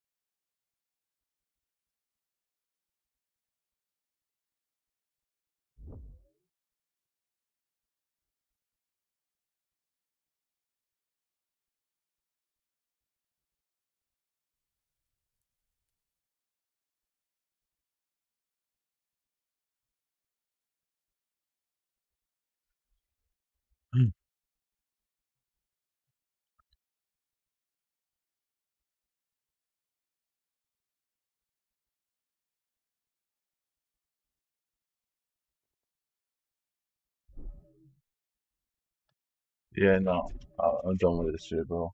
Got me off the. I already tried doing this once before. I'm done with this shit, bro. To provide for her son while raising him, and like Honestly, many just young so much single downtime. moms, she balanced childcare, work, and taking care of her home basically on her own. She sounds like a real life super mom. So by 2007, Blake was a toddler, very energetic, independent, Just and not doing just that his life anymore. revolved heavily around him. The father of Blake is a man named Bobby Lee Cutts Jr., and he was Yo, a Canton nobody doing police MS6? officer. Wait, I forgot I got the Bobby eye was spray. born and raised in the same Stark County area, and he eventually joined the Canton Police Department. Ice spray is Professionally, he 14 seemed million? stable and successful, and he completed the police academy training successfully, and then he held a sworn officer position, which meant that he was familiar with criminal investigations evidence collection procedures, Yo, a and shot. Hold interrogation on. tactics. Remember that as we move throughout today's case. Bobby's personal life, however, was more complicated than how he presented at work. He was married to a woman named Kelly Cutts in 2001, and they had a child together. Their marriage went through many rough periods of separation and getting back 14 together million throughout though? several years. During one of those separations, though, in early 2004, Bobby met Jesse at a nightclub. They had a one-night stand situation, and that is when Jesse became pregnant with Blake. Bobby knew Damn, that what Jesse is had that? been pregnant, and paternity for Blake showed that he was, in fact, Bobby's child. Even after Bobby got back together with his wife at certain points throughout their marriage, his connection with Jesse never completely went away. He had visitation with Blake and paid child support, and their relationship was described as on and off throughout the years after Blake arrived too. So he was back and forth with both Jesse and his Okay. wife. He wasn't clearly committed in a relationship with Jesse, but they always stayed connected. I'm just excited and for that Paul to be occasionally gone, blurred back bro. into romantic I'm territory. so sick of Kelly, dungeons. Bobby's wife, I've was not aware even of done that Jesse much, I and of think, the but child that they shared I'm together, still though. just sick of it, bro. Their marriage was obviously already rocky, so of course this was negatively impacted by the continued presence of Jesse in Bobby's life. Kelly confronted both Bobby and Jesse at different points throughout Okay. the years regarding the nature of their relationship, but the cycles of all the back and forth between both women continued. I'm sure that this was extremely difficult to navigate for both of the women, always wondering if he was cheating or with the other one at the time. So, by late 2006, Jessie became pregnant again. She told Bobby about the pregnancy, and other people in his life became aware of it as well. Jessie loved being a mom, so she did not hide it from her friends, family, or Fair her enough. coworkers. She prepared for the baby, buying all the supplies, setting up space in her home, and loved talking about the future. Her mother and sister said that she Wait, was guys, so if I'm gonna be a excited, tank, but do that I she was need also aware that tank co-parenting armor? dynamics with Bobby would continue to be complicated, especially with Or do I having just use another Baby baby in the Yeti? mix now. In early 2007, Bobby and Kelly separated again, and Kelly moved out permanently in February of that year. They were still legally married, though, and that detail matters because it meant that Bobby was navigating a life where he had a separated spouse, shared children with that spouse, an ongoing co-parenting relationship with Jesse, plus a second child with Jesse on the way. All those overlapping Damn. responsibilities and relationships play a significant role in what happened in June of 2007. By the beginning of that summer, Jessie was in her final weeks of pregnancy, so she was taking care of Blake and preparing everything for the new baby. Jessie and Blake lived in a beautiful home in a duplex in Lake Township, and it was Take a normal breath. for her to drop Blake off with her mom or her sister whenever she needed help with her son. On June 13th, 2007, Jessie dropped Blake off at her mother, Patricia Porter's house. Uh-oh. This was a visit just like any other, and there was nothing unusual about Jessie that day. She was supposed to get back to pick him up around 9 p.m., but she called her mom on the phone after she got off work. During that conversation, Jessie mentioned that Bobby would actually be the one picking up Blake that night, What? and that Blake would probably keep him the following day too. Again, there was no concern at Damn. all in Jessie's voice and no indication that anything was wrong whatsoever. But that phone call would be the last time that she ever heard her daughter's voice. I mean, On I should be Thursday, able June to survive 14th, now. Patricia I mean, and Audrey both have a tried to look. call and text Jessie on her cell phone, but the phone went straight to voicemail and her texts weren't delivering. Her mom tried again later that evening and still couldn't reach her daughter. At that point, she assumed maybe Jessie was busy or asleep. After all, she was I'm taking no very damage. pregnant and tired. On I'm Friday taking no morning, so damage. June Hold on. 15th, Patricia tried again around 6 a.m., but there was no What? answer.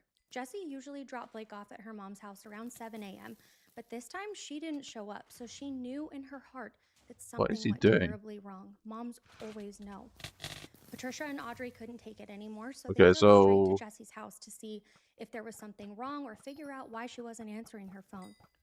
Patricia entered through the back sliding glass door and immediately noticed that it was left unlocked. That was okay, unusual for Jessie. yeah, I'm using G-Drag She walked into the kitchen calling Jesse's name, and right away with she saw Jesse's purse empty onto the kitchen 4-6. floor. Is it That suspect? seemed strange. The purse was not just sitting there like it had just been set down. There was no thinking, oh, maybe she was just looking for something and dumped her purse out. The contents were clearly dumped out almost in a rush. That's the kind of detail that hits different.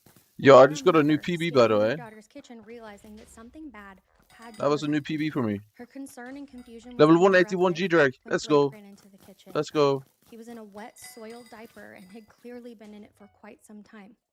Patricia's heart dropped, and she asked Blake where Jesse was. He said over and over, "Mommy is crying. Mommy broke the table, and Mommy is in the rug." As soon as Patricia heard her grandson say "in the rug," she ran. She went upstairs yelling for Jesse. In Jesse's bedroom, she could immediately tell that something bad had happened there too.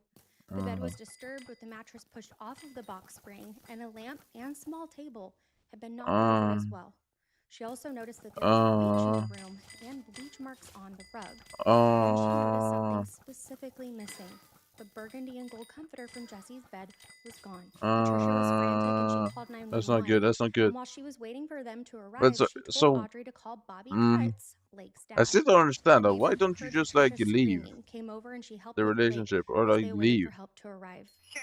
and just do co-parenting? Like, people have no. It's so bad. Yes, we need help at 8686 Essex. Yo, leaked.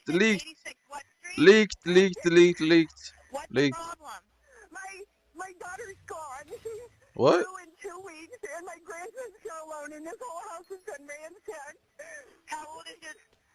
My grandson's 2. And he's gone? He's here alone. Okay, you need to calm down so I can understand you. Shut up. Okay.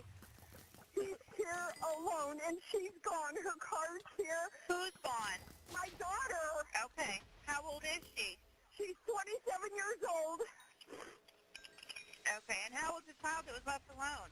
She didn't leave him alone. My God, something's wrong. She's due in 2 weeks, and she's just missing. Her car's here, her purse, the house is trashed, and she's not here. Okay, what's your name, ma'am? My name is Patty. Deputy Darren Badd from Stark County Sheriff's Office arrived, and he figured that he was just coming in for a missing person and possibly a burglary call when he heard what Patricia found. Then he entered the house and went upstairs to Jesse's bedroom. What he saw matched what Patricia had described. The mattress had shifted off the box spring, a lamp and table had been knocked over, Wait, I'm tanked and still. there was a bottle of bleach and large stain on the rug. Badd continued searching throughout the house for more evidence, and that's I'm still when he noticed tanked. the Okay. purse on the kitchen floor. Yeah, I'm had actually been so drippy clearly because dumped look. out too. While Badd was in the basement, Bobby Cutts got there and entered into the home. That timing is important because he inserted himself into an active crime scene while the first responding officer was still in the process of checking out the home. Badd questioned him about why he was there, and Cutts told him that he and Jesse had a child together and that he had been called to come over by Audrey. Bobby and Cutts then looked around in the garage and they opened the trunk of Jesse's car together, but they found nothing. No, I forgot to. I forgot to get head. Allowed Cutts to do this with him because it I seems forgot to get head. inappropriate to me. No, Let me man. know if that struck you as unprofessional or strange too. Oh, I'm After stupid. they checked out the garage, Badd stepped outside, and by then, more law enforcement had arrived. They contacted local hospitals to see if Jessie had been admitted or if there were any Jane Doe patients matching her description, but nothing came back. So the hopes that maybe she had just went into labor or had a minor injury and went to the hospital was gone. Badd also assessed Blake because he was worried that he maybe ingested some of the bleach because the bottle was present in the bedroom and the toddler had clearly been alone with some bleach in there. The officers spoke with the neighbors too. All They didn't that, have bro. any helpful information. All So what that, they bro. found in the home at the time was Stop all they had to fucking work people off of. if you Sergeant can't Eric handle having Weisburn, kids, who was bro. the shift Stop fucking supervisor without that a day, condom. heard the initial dispatch over the radio, and he responded because it sounded abnormal to him. On the way, he told the dispatchers to have the officers clear the house. When he arrived and saw the scene, he noticed the purse spilled over on the floor and everything else in the bedroom, so he felt like he needed to speak with Cutts directly. When he did, he noticed something small but peculiar. Cutts What? had a bandage on the pinky of his left hand, Uh-oh. and when Weisburn asked him about it, Cutts said that he had cut himself cleaning off a fireplace. Weisburn then talked to Blake, and what Yeah, came out of right. that conversation is one of the most disturbing pieces of today's case. Blake told the supervisor what he had been repeating to his grandma earlier, but now he added another detail. This little guy was so smart. According to Weisburn's testimony, Blake said, "Mommy is crying, Mommy is in the rug, and Mommy broke the table." But then he added, "Daddy's mad." Weisburn asked why Daddy was mad, and Blake kept on repeating, "Daddy's mad." When I read that for the first time, I Wow. had chills. What exactly did Blake see that made him piece together that Damn. something bad had happened to his mom and while his dad was angry? From the moment that Sergeant Weisburn finished his walkthrough of Jesse's house and interviews with both Bobby and Blake, he knew that this was not a missing persons investigation anymore. This was something far more serious. The physical scene inside the house didn't match a disappearance, and the statements coming from Jesse's toddler, Damn, Unc. combined with the disturbed bedroom and the Why is presence my of hair bleach, getting made so it long, bro? very Like, clear how to the fuck him do I fix it? and the investigators that this case would need to be treated differently and carefully from the very beginning. How do I actually fix it? Weisburn then asked Cutts to come back to the police station and give his formal statement, and he arrived early that same afternoon on June 15th. He said that he had visited Jessie the previous evening, which was consistent with what she had told her mother on the phone, but he said that the visit was short and uneventful. He also told the investigators that he picked up a friend named Maisha Farrell to babysit Blake. I want to fix it, because he and had I don't know football how. practice, and he denied any knowledge of where Jessie was. He seemed like someone that genuinely was concerned about her disappearance rather than connected to it at first. Remember, though, as a police officer, he knows and is trained on interview tactics. Sure. At the same time, investigators started to dig into his timeline, and after the interview, Weisburn followed Cutts back to his house. Bobby I got Cutts nothing. allowed the detectives to search portions of his property, including a Come on. shed and a water well, but they found I want to nothing. sleep, Now dude. Cutts was I don't know aware, though, why. that he was being Well, I watched actually do closely know why, because because... of the search, and it also made it possible clear to Trinity! him that law Come on. enforcement was not Really? looking for a missing person anymore. I'm sure that this added a lot of pressure on him at the time. On June 16th, Weisburn attempted to locate and interview Maisha, the friend that babysat Blake. They had a really difficult time getting a hold of her, though. They tried calling her, but they were unsuccessful, and at one point, Cutts told the investigators that Farrell was at his house and that they could come there to speak with her. Weisburn declined and instead arranged to meet Farrell later on at her own residence. The officers did not want a key witness interview conducted in the presence or under the influence of the primary person of interest.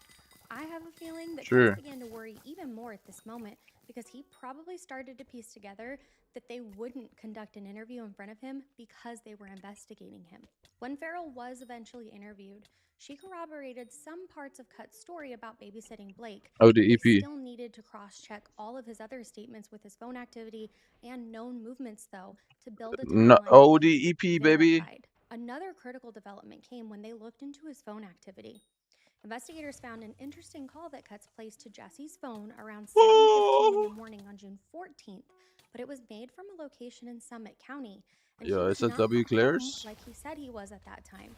This again placed him outside of the immediate area during a time frame that investigators were carefully trying to reconstruct. But what was he doing out there, and why didn't he mention being out of town to the police? Good question. Search efforts for Jesse intensified throughout Stark County and the surrounding areas, and volunteers joined law enforcement in canvassing the Was that neighborhoods, one thing clear? wooded areas, Not and bad. public spaces. Media spread like wildfire, though, because this was a 9-month pregnant woman missing, with her toddler found alone at home, and there was no This is clear crazy shit. explanation for her disappearance. Then investigators continued to dig into Bobby Cutts' story to look for more answers, and they began Hey to man, I find got one even golem more at least. We discrepancies. take those. We take one He said golem. that We he take went one golem, directly baby. home after leaving the local bar on the night that Jesse was last seen, My bad. but he had actually visited another woman before Lemon returning home. pancake. Now, this obviously doesn't prove anything Lemon about Jesse's pancake. disappearance, but it did show that his story was equally Lemon pancake. Cutts continued participating in search Thank efforts and him speaking slide. publicly about his Lemon disappearance, pancake. presenting himself as this worried and cooperative co-parent, but Lemon everything was about to pancake. turn upside down. On June 23, 2007, Cutts and his attorney met with FBI agents and detectives. And During come that me meeting, Cutts slice. said that he Lemon would lead pancake. authorities to Jesse's body. He said that in the heat of an argument, he snapped, but he wouldn't give any more details, and he didn't even say why he snapped exactly or that she had been murdered. All he said was what happened was an accident and he knew where she was. Everyone was shocked that he came straight forward with this statement, but remember, his training as a police officer probably kicked in here as well because he had his attorney present too. The investigators then traveled with him to Hampton Hills Metro Park in Summit County. Down an embankment approximately 40 to 50 But feet isn't this off a of the double roadway, murder? Jesse's body was found dumped. It's a double This murder, is where bro. that call came from the morning that we talked about earlier. Jesse's family was absolutely devastated and heartbroken. She had been murdered in cold blood, so just as the police suspected, this woman was no longer a missing persons case. This was homicide. Following the recovery of the body, Jesse's remains were quickly transported to the Stark County Coroner's Office for autopsy, and when her body was recovered, she had been missing for 10 days at the time. According to the medical examiner, Jesse's remains were in a state of decomposition I can't that wait for significantly Paul to go limited the ability to identify an away. exact cause of death. This does not mean that the autopsy was inconclusive. Okay, I'm It gonna means that the wait for specific Paul why to or go how away. could not be defined because of the postmortem changes, which we are going to talk about. Decomposition can destroy soft tissue evidence like bruising, petechiae, or subtle non-muscle fractures and severe lesions that would otherwise help determine exactly how a person died. From a nursing perspective, it's important that we understand how quickly soft tissue The signs server is degrade. cooked. Bruising, for example, comes from bleeding under the skin into the surrounding tissue. The server is In a living absolutely fried, person, bro. that bruising evolves over Holy, hours this as server the sucks blood dick. breaks down during the It healing sucks process, cock but upside after down death, and in my dick. and And especially after bro, someone environmental just put a dick exposure, in my the dick. skin and tissue beneath Alright, that begins makes to no break sense. down. My bad, bro.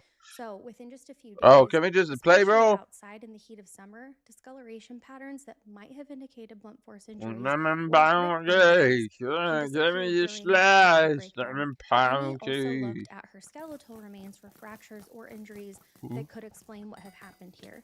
There were no definitive bone fractures associated with blunt force trauma, stabbing, or gunshot wounds found.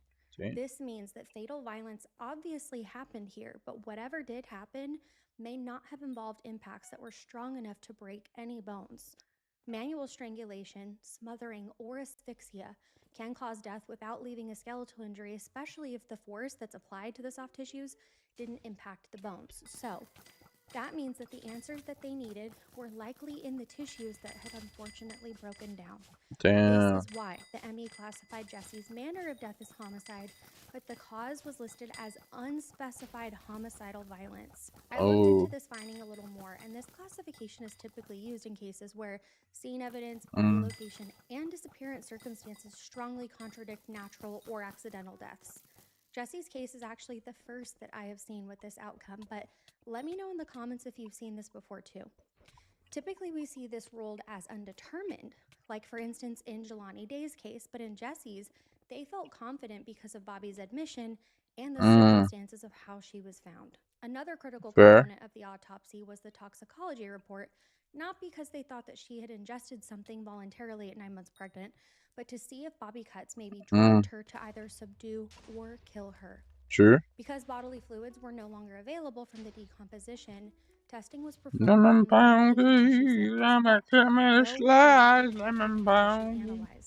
This brings us to the fetal findings, which are going to be very hard to talk about. Why is that green? Remember, Jessie was in the late stages of pregnancy, or full term, meaning that the baby would be viable outside of the womb under normal circumstances. Viable basically means that this baby would have sustained life on their own without mom. The autopsy determined that the unborn child died as a direct consequence of Jessie's death. Physiologically, this is what happens when the mom's heart stops and the baby's not taken out of the womb in time. They depend entirely on maternal oxygenation and blood flow through the placenta. So once maternal cardiac activity stops, oxygen delivery to the fetus ends almost immediately through the placenta and umbilical cord. In an uncontrolled environment without any medical help, survivability for the fetus would be virtually non-existent once maternal death occurred. However, I want to make it clear that if the umbilical cord had been cut, this baby would be alive because they were fully developed. Now to go back to the investigation. Damn, bro. Because Bobby Cuts led them to Jesse's body doesn't mean that the case is open and shut. They still needed to prove guilt beyond a reasonable I just heard a recom sound. The detectives Let's returned to go. Jesse's house Hey, to search hey, for more evidence hey. now that That's they a knew more recom, homicide had in baby. fact occurred A there. recom, Crime scene baby. investigators searched Recom, high and low baby. for anything Recom, incriminating like baby. hair, blood, Ooh. or fingerprints to bring I to just got a court. mimic for a chest. The mattress was examined for potential transfer patterns or indentations that could indicate a struggle, and they took On a pictures of the chemist overturned slice. nightstand and lamps too. They were measured to Wait, determine if where's they the had fallen item? from an accident or disturbance, or maybe from a forceful movement like her protecting herself. But the rug with the bleach stain was one of the most important parts for them to test because investigators needed to determine if the staining was consistent with an attempt to clean up blood or other DNA. Bleach can degrade biological material like blood, so it can obscure visible evidence, but microscopic traces are still detectable through special testing. Investigators documented where the bleach bottle was exactly, the condition of it, and whether or not there had been signs that it was used or moved recently. Forensic techs used luminol to search for traces of blood that maybe weren't visible to the naked eye, and what they found or didn't find was surprising. After they sprayed the luminol, much to their surprise, nothing lit up. Not on the bed or bed frame, carpet lamp, or nightstand. Remember, there was bleach there, so this was likely used in an effort to clean up, but also remember that if Cuts choked or smothered her, then there wouldn't be very much blood there, if any at all.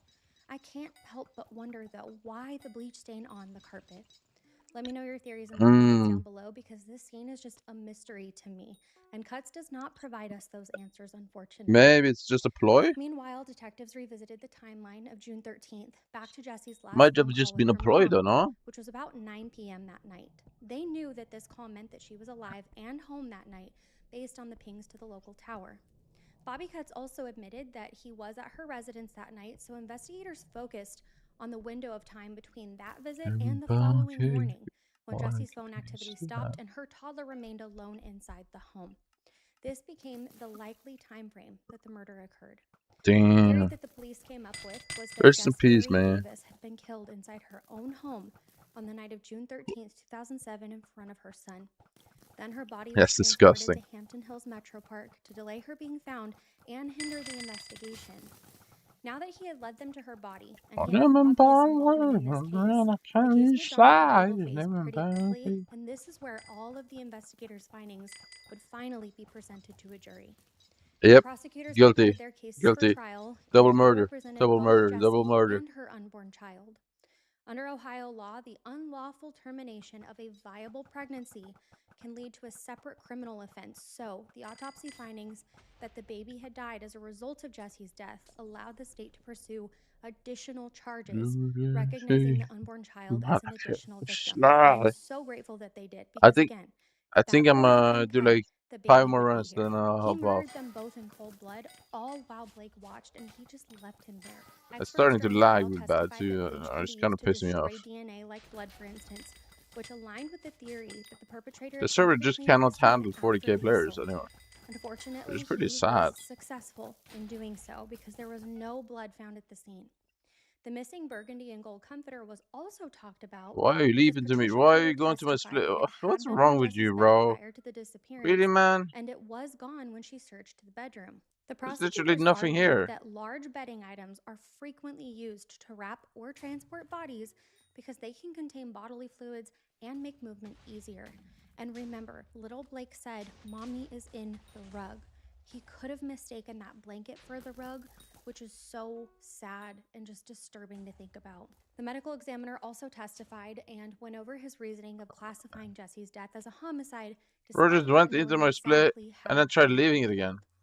The jurors were put in an interesting situation because they weren't being asked to speculate about how Jesse died, but they needed to decide if the totality of evidence proved that she was intentionally killed by another person. Her Bro, body I'm being literally hidden going and bed in went like to 20 by minutes, bro. Cuts, the condition of her bedroom, Or like 10 and minutes. the timeline of her Again. disappearance all clearly supported that she had in fact been murdered. Could you imagine Then I wake up if at like anyone 7 on the a.m. jury disagreed with that? I mean, he confessed to snapping after an argument, which seems like a confession in short order. And last but certainly not least, both Patricia Porter and Audrey Davis testified, and they were both understandably emotional on the stand. Patricia What actually described did the it? unlocked sliding glass door, the purse on the kitchen floor, How does and that how change she found anything? little Blake in his soiled diaper. This was heartbreaking for her to relive in front of everyone in the courtroom, and the deputies corroborated everything that she said. After Jesse's family testified, the prosecution rested their case, and the jury reached its final verdict in February 2008. Dude, I Bobby really want to Cuts listen to Jr. Lemon was found Pound Cake guilty right now, bro. of murdering Jessie Marie Davis, and he was also found guilty of causing I have the it death as of my their outro unborn song. child, I have it as an recognizing the outro fetus song. as a second You know what I'm victim saying? under Ohio law. Yeah. Sentencing quickly followed, and the court imposed a sentence of life in prison without the possibility of parole for the aggravated murder of. I think I'm okay. I can end this one real quick. Look.